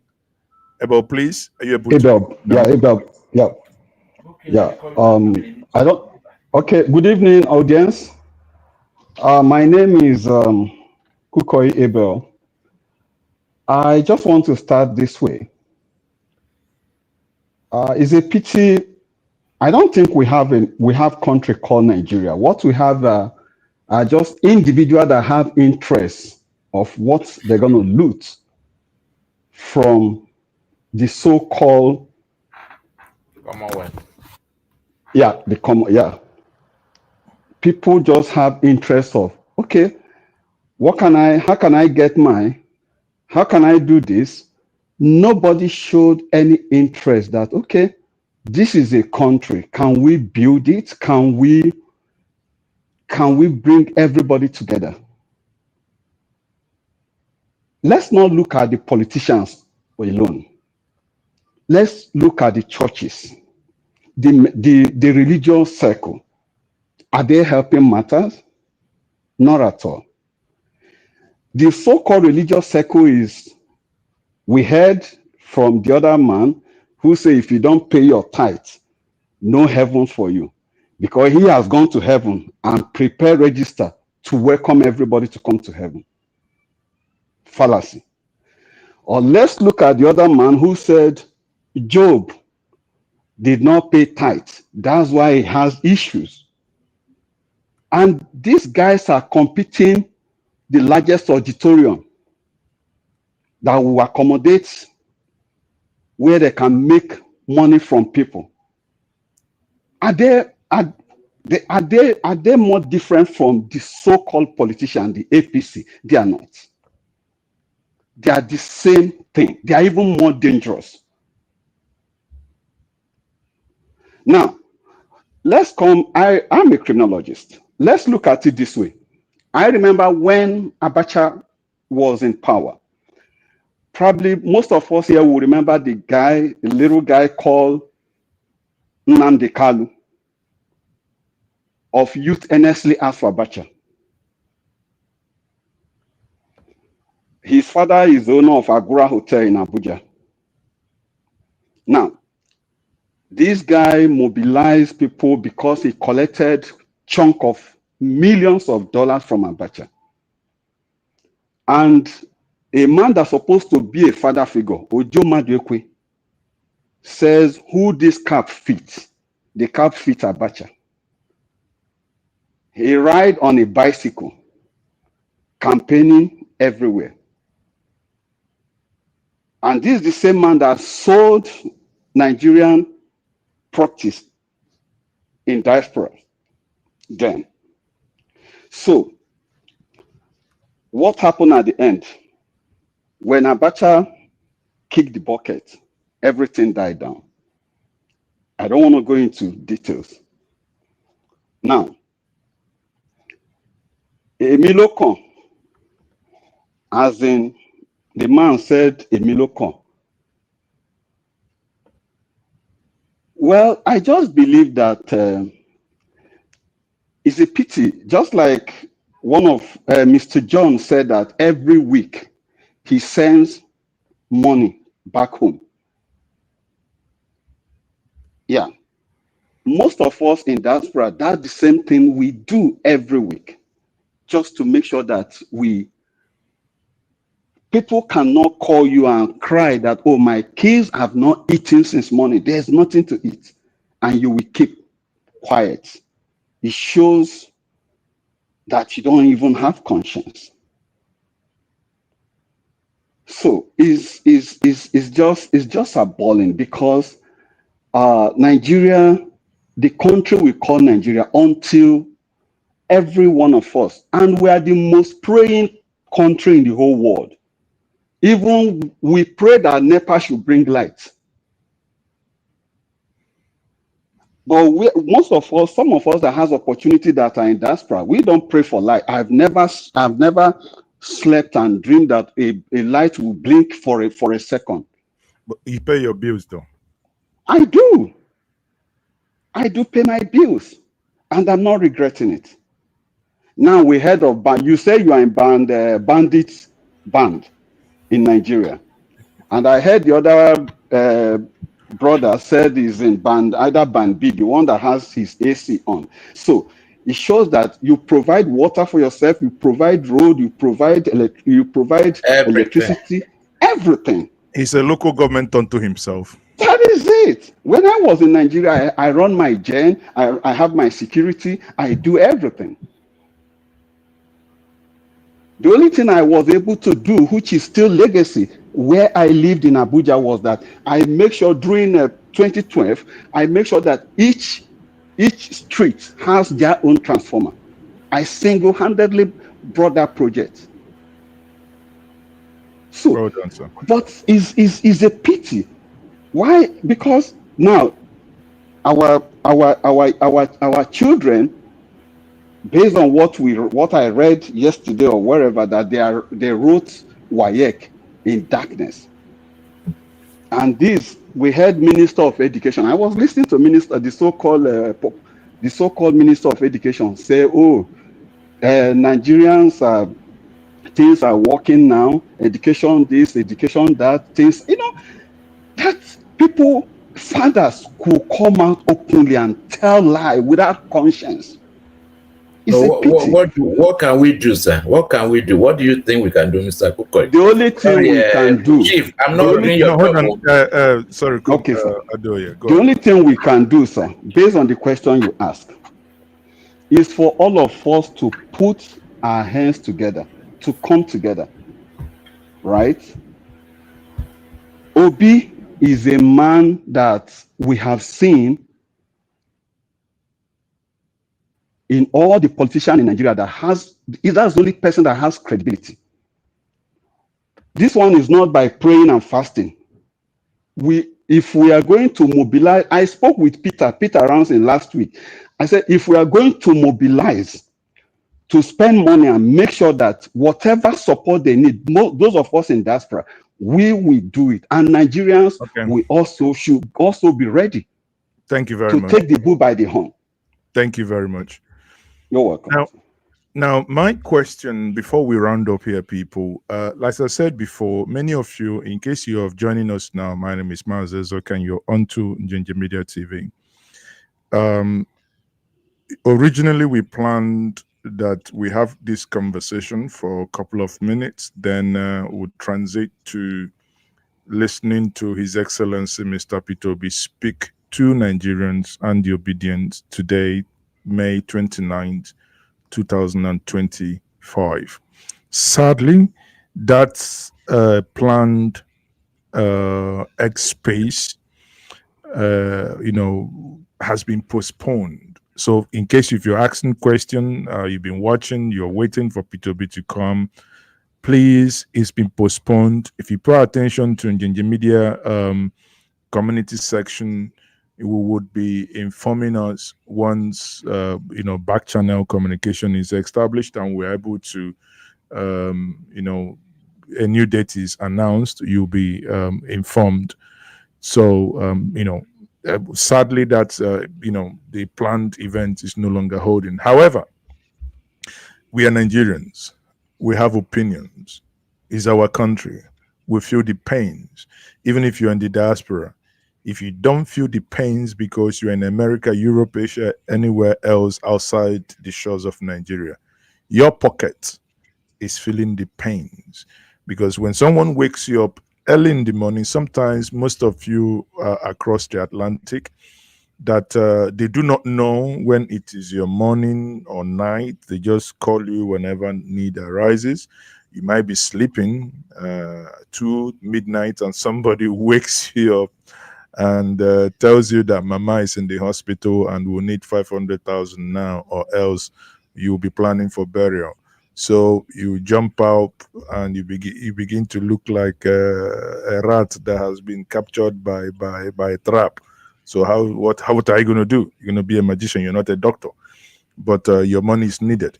Whether that is done exaggeratedly to extract money from you, extort you, or that there is a genuine intention there is irrelevant. But you can see, when you see people in Nigeria working, sometimes I say this as a joke, but I mean every single word of it. Sometimes I see individuals, they look like photostat. There is a difference between photocopy and photostat. Photocopy is still good, photostat is really faded. And human beings look faded. And you look at them, you know that you do not need anybody to tell you that this individual standing before you is being wired with hunger. And that individual fails. And now I'm telling you, many of you listening who are with me here in Nigeria, not bind and cast, please. The only thing you can do is food and water.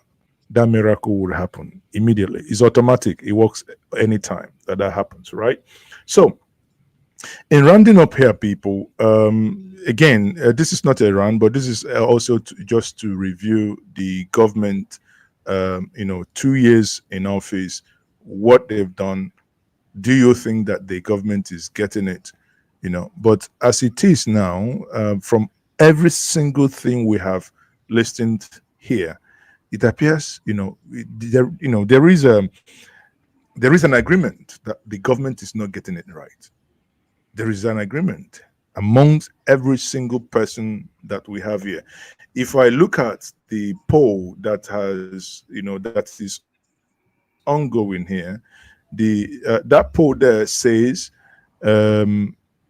how would you rate President Bola Ahmed Tinubu and the government after 2 years? And 68% is saying that the government has failed. 68%. Tell me, that's a humongous figure. 64% says very poor. 15% says poor. 8% says good. Then 13% says excellent. So what it means is we have 21% of Nigerians saying that the government is, because when you combine the excellent and good, you say, well, the government is trying. That's 21%. But 79%, obviously, is saying that, nah, this government is not trying. If you want to lend your voice, we have only 410 people that have, cast a vote there. You can go to the comment section. There is a pinned message there. Cast your vote. Let's know what you think and how you're rating this government. And for many of you who are joining us for the first time, or who may be seeing my face here live for the first time, please, by all means, do us a favor. The only thing you can do for us is to like and share this stream, right? Like, share, and subscribe to this platform.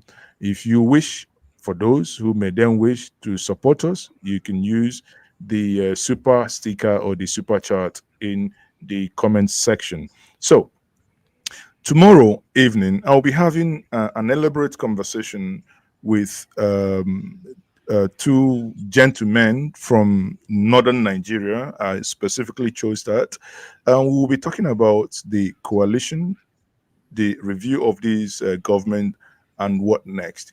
As you all know, there's been this conversation about coalition. Many people have reached out to me saying, Maazi, tell P2B, if there is no coalition, we know that we are not going to win 2027. Same as saying, tell P2B, I see you people in Cambridge. I think 2 weeks ago we were in Cambridge. Thank you, Luis, for subscribing. 2-3 weeks ago we were in Cambridge and we met with Erufai, and a lot of you are really gone overboard. Some are saying, Erufai should never be in the picture. Some are saying, yeah, that's the best thing that has happened so far. Whatever you guys think, know ye that I have come to this conclusion and realization that that which you think about P2B that he doesn't know, I can tell you for free that he knows, he thinks about it, and he's strategizing. But one thing I can tell you free of charge is that 2027 is not going to be 2023. A lot has been learned. Okay, so in rounding up here, people, I can say to us, without belaboring the issue here, let me quickly take a round here, and each and every one of us to say to us, okay, what next? Again, Ike, let me start with you. Yeah, Njenje, thank you. I want to round up by asking, because I wanted you to give me an information, if you can, maybe if you can send it, and to send me, for me to send my email, because I tried to register from here, Biden movement, but it was asking me of my polling booth stations and stuff like that, right? And for a long time I've been moving around the world. I think I voted last in Nigeria in 1993, so I couldn't continue because it was asking those things. It's very easy to get that information. If you just go to INEC website, right? You get to INEC website, look at the previous elections, you can select which state are you from, sir? I'm from Imo State. Okay, if you select the last election, let's say select the last governorship election, you would you see your local government. You select your local government. It will show you your your wards. So let's say for argument, let's say Ezinihite, for instance. If you select Ezinihite, it will now show you a list of the polling units in your place. You know, if you know that this is Okpara Square, you know, I mean, you know those places, right? So you just select one, and beside it is a PU number. That's what is just required, polling unit number. You see, let me tell you, people, one thing I have to say this, because you know, I'm part of the leadership of the obedient movement, but obviously for reasons we've decided not to be visible, obviously to allow you know, others to take charge and run. But one thing I can assure you is that the reason behind those questions is to ensure that every single one of us is not a time waster, right? Those on ground that's going to get involved with must have their PVC, because it's of no use you shout from today to tomorrow without a PVC. There are two things here. If you're from the diaspora, you might be like many people flew back in the last election to come and vote, right? Some flew to America, Australia, whatever, to come and vote, and they have their PVC. And the government is also saying, you know, there is this proposition to also allow other form of ID issued by Nigerian state too. If you ask me, I actually want that to happen. Actually, by honesty, and I will explain. Not everything that we have to be wary about government. If I tell you millions of PVC that we're not giving to Nigerians because of the names, there are some states in Nigeria where PVCs were dumped in gutter. We are just dumped in refuse dump. So it's wickedness. But it is also, if you have international passport, if you have a Nigerian issued driver's license, if you have a national identification number, your card, and I encourage every one of us, please, it costs you about 1,000 or there, either 1,000 or 1,500 to print your NIN in plastic. You print it in plastic. Please go ahead and do it, because it's a means of identification. So it means you have your international passport, or your driver's license, or your NIN. Many people have NIN more than they do have, and they use NIN more than they do use voters, whatever, right? PVC. So if you have that, it's going to help you to vote. If at the end of the day, the law, INEC, you know, is able to get it passed, that we can vote without PVC. Voting without PVC does not mean voting without identification. Two different things, right? You must still identify yourself by a Nigerian issued identification passport or whatnot. In that case, imagine where half a million PVC were detained, because that day people were saying, I wanted to vote, but I have gone to this local government 15 times. They said they can't find my PVC. It means let them shove those PVCs in their backside, then you can still vote. So if we actively get involved, we will eventually. So to you, and again, another complaint that I have received from multiple places is that the website sometimes doesn't allow them, or that it glitches. Since last night, I can report that to us. I had a talk with the IT section. They are definitely working on it, and to make sure that any bug that is, you know, impeding anyone from getting access to that is being resolved. So, Ike, a couple of seconds to you. Thank you. Okay. Well, it was a very wonderful conversation from every one of us. I want to thank you for what you do and what you will continue to do for Nigerians and for the country at large. God bless you. And for my brothers who are here with me today, I pray that we have a wonderful weekend and keep our hope alive. Finally, I want you to know that what happened in 2023 almost shattered the hope and aspiration of a lot of us. We wanted to forget about talking about Nigerian politics. But when our principals stood up and continued to say that yes, election is over, the Supreme Court has given judgment, but I am still going to be in the field.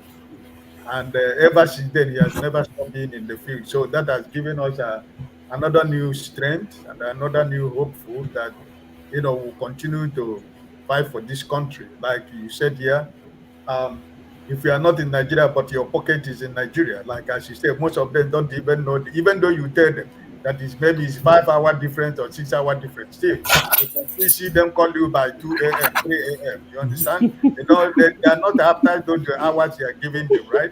So me personally, at times I put my phones on my sitting room, because if you put them in your bedroom, the night you can't even have a good sleep. So I put them in my sitting room. When I wake up, I put the missed calls. It's better that I wake up and see missed calls than when I have the little hour that I have to sleep. You take it away from me, right? So, but sometimes I don't blame families in Nigeria. It is what it is. So thank you, my brother, and thank you. Whenever the principal is back to the X, let us know, so that we will be able Definitely. Even though we can't join, but we can listen, because I'm not in X, so I can always. No, that's why we always, because we understand that a lot of people are not on X, so that's why once the conversation starts happening, we'll push it to YouTube, and we'll push it to Twitch, and we'll push it also to other social media platforms, just to ensure that everybody takes part in it. You can't believe that people will actually ring me that couple of occasions they've really wanted to end it all, but his voice gives them hope to leave. And when you think about it, actually reflect about it, you understand that that's actually what government is all about. Government is about hope. Government is not going to do everything for us, but government should be able to provide enabling environment and that hope to wake up and say, yes, I can do it. I look back, I was in America 2008, and when I look back, I contributed money to Obama's campaign, and I'm like, how did I even do it? That I was January 2028, I was January 2008, I'm like, how did it even happen that one was contributing money to someone who was running? I mean, I'm not a resident, we'll just say a visitor, but it's because of, if I may borrow the title of his book, The Audacity of Hope. Because of that hope that he sold to people, he was able to galvanize Americans to come together to really begin to think of a different place. Thank you very much, brother. I appreciate your time. Thank you. So let me quickly, Tony, thank you very much for your time. Thank you, Maazi. You're doing quite a great job. I'll just end by saying that Peter Obi is one person that has helped to keep this country together, especially I'm speaking after the 2023 presidential elections. If he had succumbed to the pressure on him to ask his supporters to do something untoward, who knows if what would have happened to Nigeria. Now, I say that to say that in spite of all the challenges that we're facing, in spite of all that went wrong, I have hope in Nigeria. I think that can still turn Nigeria around for the better. I think that the enormous resources that God has gifted to Nigeria can be used, can be unleashed in ways that will benefit the country for the good of all. So I'm saying to those who are listening, don't lose hope. Keep on the good work, keep on the pressure. And I think at the end of the day, victory will be ours. Thank you. Thank you very much. Kachi? Kachi, are you there? Kachi, you're muted. Hold on. Okay, go ahead, Kachi. Is it my turn? Yes. Just round up quickly. Okay. I would like to say you're doing a good job, like every other person I've said, but there's some few points I want to note out. I would like us, if we are going into this election 2027, to see this as a guerrilla warfare. Let us put our people in every camp. Obedience should be everywhere. You're in APC, you're in PDP, you're in Labour Party, but vote for one man. You understand? That is why America couldn't win Vietnam, if I'm right. I don't know if I'm right. You understand? But there's one thing I've learned from this government. There's one thing I've learned. And what I've learned is a bad thing.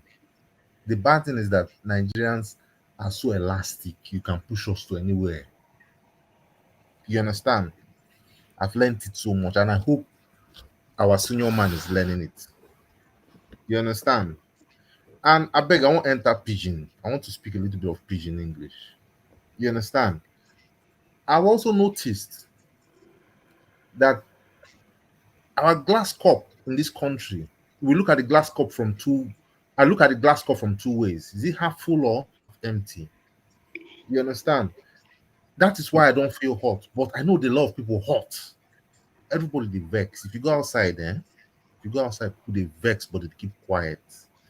Everybody's just waiting for that ignition.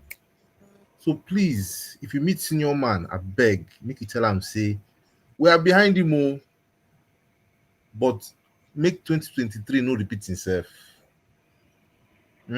I beg, bros. I appreciate what you're doing and everything you're doing. I would like to join you next time that he comes on air and all that. Thank you very much. Thank you very much, Kachi. Again, we'll keep pushing. Otumba, I'm back to you. Your closing thoughts. Maazi, you're doing a fantastic job. I mean, I've subscribed to your channel from before the election because you work tirelessly, you follow His Excellency everywhere, and you were never tired. You were talking at night, you were talking during the day. I was wondering, how does he cope? So well done. But the man has unmatched energy that will tire you, myself. I think the inspirations from the likes of you and His Excellency, and for example, Dr. Tako Yunusa and all of that. Like I think it was Ike that said it. Was it Ike or Tony? That gives us hope. I mean, I know that. I love this phrase. A new Nigeria is it's POSS in capital possible. It's possible. Possible, yes, because at the end of the day, everybody is talking about His Excellency. For me, that gives me hope. For me, that makes me realize they now know that there's something about this man. This man can save Nigeria, and I understand. I mean, like my brother said, we all need to work together. I just checked the Obedient platform to register, but like you said, I'm glad you mentioned that some work has been done to it, because it's throwing me out, saying the authentication failed. Hopefully, I'll try again tomorrow, and I'm going to encourage a whole lot of my friends in diaspora. I wish they can allow us to have the diaspora voting. All this problem would have been put to bed along in 2020. Well, we had people we elected, and they appear to have abandoned ship. If not, these are one of the things they should have actually, in as much as voting in diaspora. When we talk about diaspora voting, the funny thing is that those in America and Europe think they're only diaspora.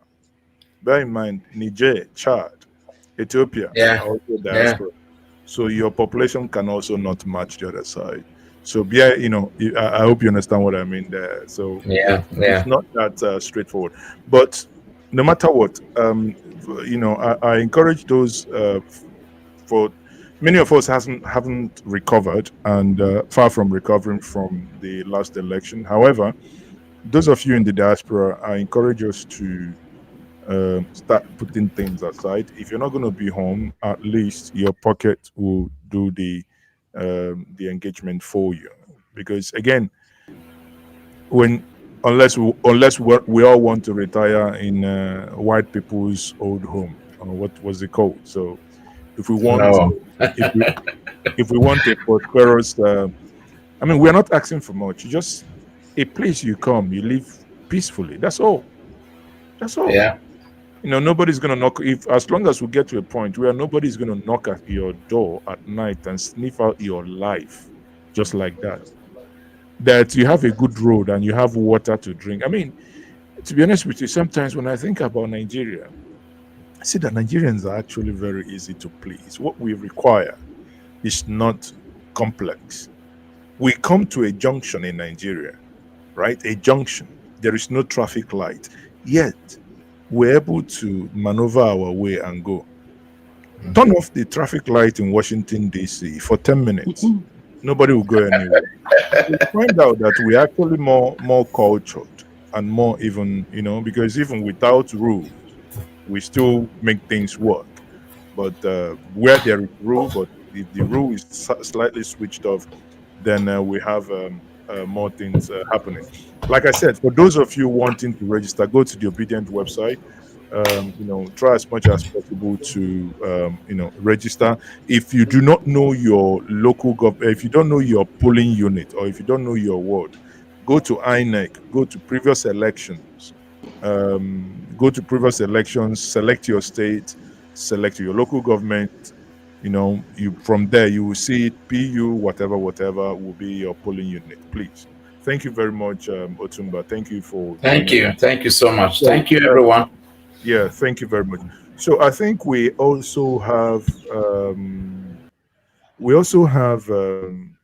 someone. Okay, we have two people. I am here, Maazi. Ebel Kukoyi. I see you. Thank you. Yeah, Your final submission. Yeah, my final submission goes this way. I just want to say thank you for this. Is actually my first time getting through, and I want to say to you talk about the coalition that people, some Nigerians are clamoring, why should El-Rufai, why should this? I will say that everybody that wants to come into coalition should be allowed to come in. When Christ chose the 12 apostles, there are people with issue of hunger. There are people with, the issue of stealing from the coffers of the, of the post, the total degenerative post. So everybody should come in. What we want, what Nigeria wants, is to push these animals that call themselves leader that has no conscience away. So everybody that wants to be of support, that want to join the coalition, should come in. And I know that this 2027, if there is life, if God gives us opportunity to live, things gonna change. Nigerians, we definitely, cry for joy, right? And another thing, if there is any way, I'm in Atlanta here. If there's any way we can, personally on my own, can be of help, I wouldn't mind. Right? I wouldn't mind. Yeah. I think at some point, the obedient leadership with Tanko, it's still in the works. We're not sure, but we hope that at some point we will be engaging on a world tour either a thank you tour, and we'll be in many cities in Europe, and we'll be in America as well, and obviously meet all the supporters. And at that point, whatever it is from the Obedient Movement handle and the coordinators handle, and also on Njenje Media platform, we'll be pushing those informations out when we get to that point. On a personal note, myself, I will probably be doing a tour of Europe, by July. But, I intend to be in some cities in Germany and, United Kingdom. I think I'm not in Europe. I'm not in Europe. To be around Washington and Atlanta in August, I think. End of July, from 24th of July till mid-August maybe. But again, the essence of subscribing here is that while I'm there or before the event, probably put up some announcements to meet many of us that will be meeting for the couple of years virtually, just to meet people face to face. Okay, thank you very much, and for that. And I think if you want me to give if you want me to give you my mail or my number, I can easily do that, so that that's fine. You can always you can drop me an email, a mail at njenjemedia@gmail.com or info at njenjemedia.com, or my first name tochukwu.ezeoke at njenjemedia.com, whichever one. Is it Ezeoke of Amich or Ezeoke of where? That's Ezenefite. I got okay, Ezenefite. Okay. Yeah, whichever one. So if you drop your email, that will be appreciated. Okay, so I think I have two people who are Nwazuru. Please, you haven't spoken. Nwazuru, are you there? Nwazuru, are you there? Or are you going to sleep? Okay, Nwazuru, that's fine. The ultimate, are you still there, or have you gone to bed? I just want to be fair to everyone to make sure that you got your chance. Okay, thank you, everyone. And that's the much I can take, right? That's the much I can take. It's been a wonderful time with you this evening. Like I said, we did plan, it was a plan before with Power of Facts to have a conversation on the 29th of May 2025 with His Excellency Mr. Peter Obi, but sadly, based on certain things beyond control, that event is now rescheduled. The event is not cancelled. So, quite different there. It's not cancelled, it's rescheduled. Now, the new date will be communicated to us, and you will be made aware of. Now, that's where I draw the curtain this evening. Please, again, I beg, if you haven't subscribed to this platform, I beg you, please, just click on the subscribe button, like, share. Please like, share, and subscribe. If you want to support what we do, we would appreciate your support as well. For those in Europe and America wanting to use PayPal, that's njenjemedia@gmail.com, and you can use the super chat or super sticker. Or for those of us in Nigeria, you may wish to use our Fidelity account number 5600624482. Thank you very much. On this note, I say good night to you all. Bye for now. And may the Lord keep us all. La la la la la la la.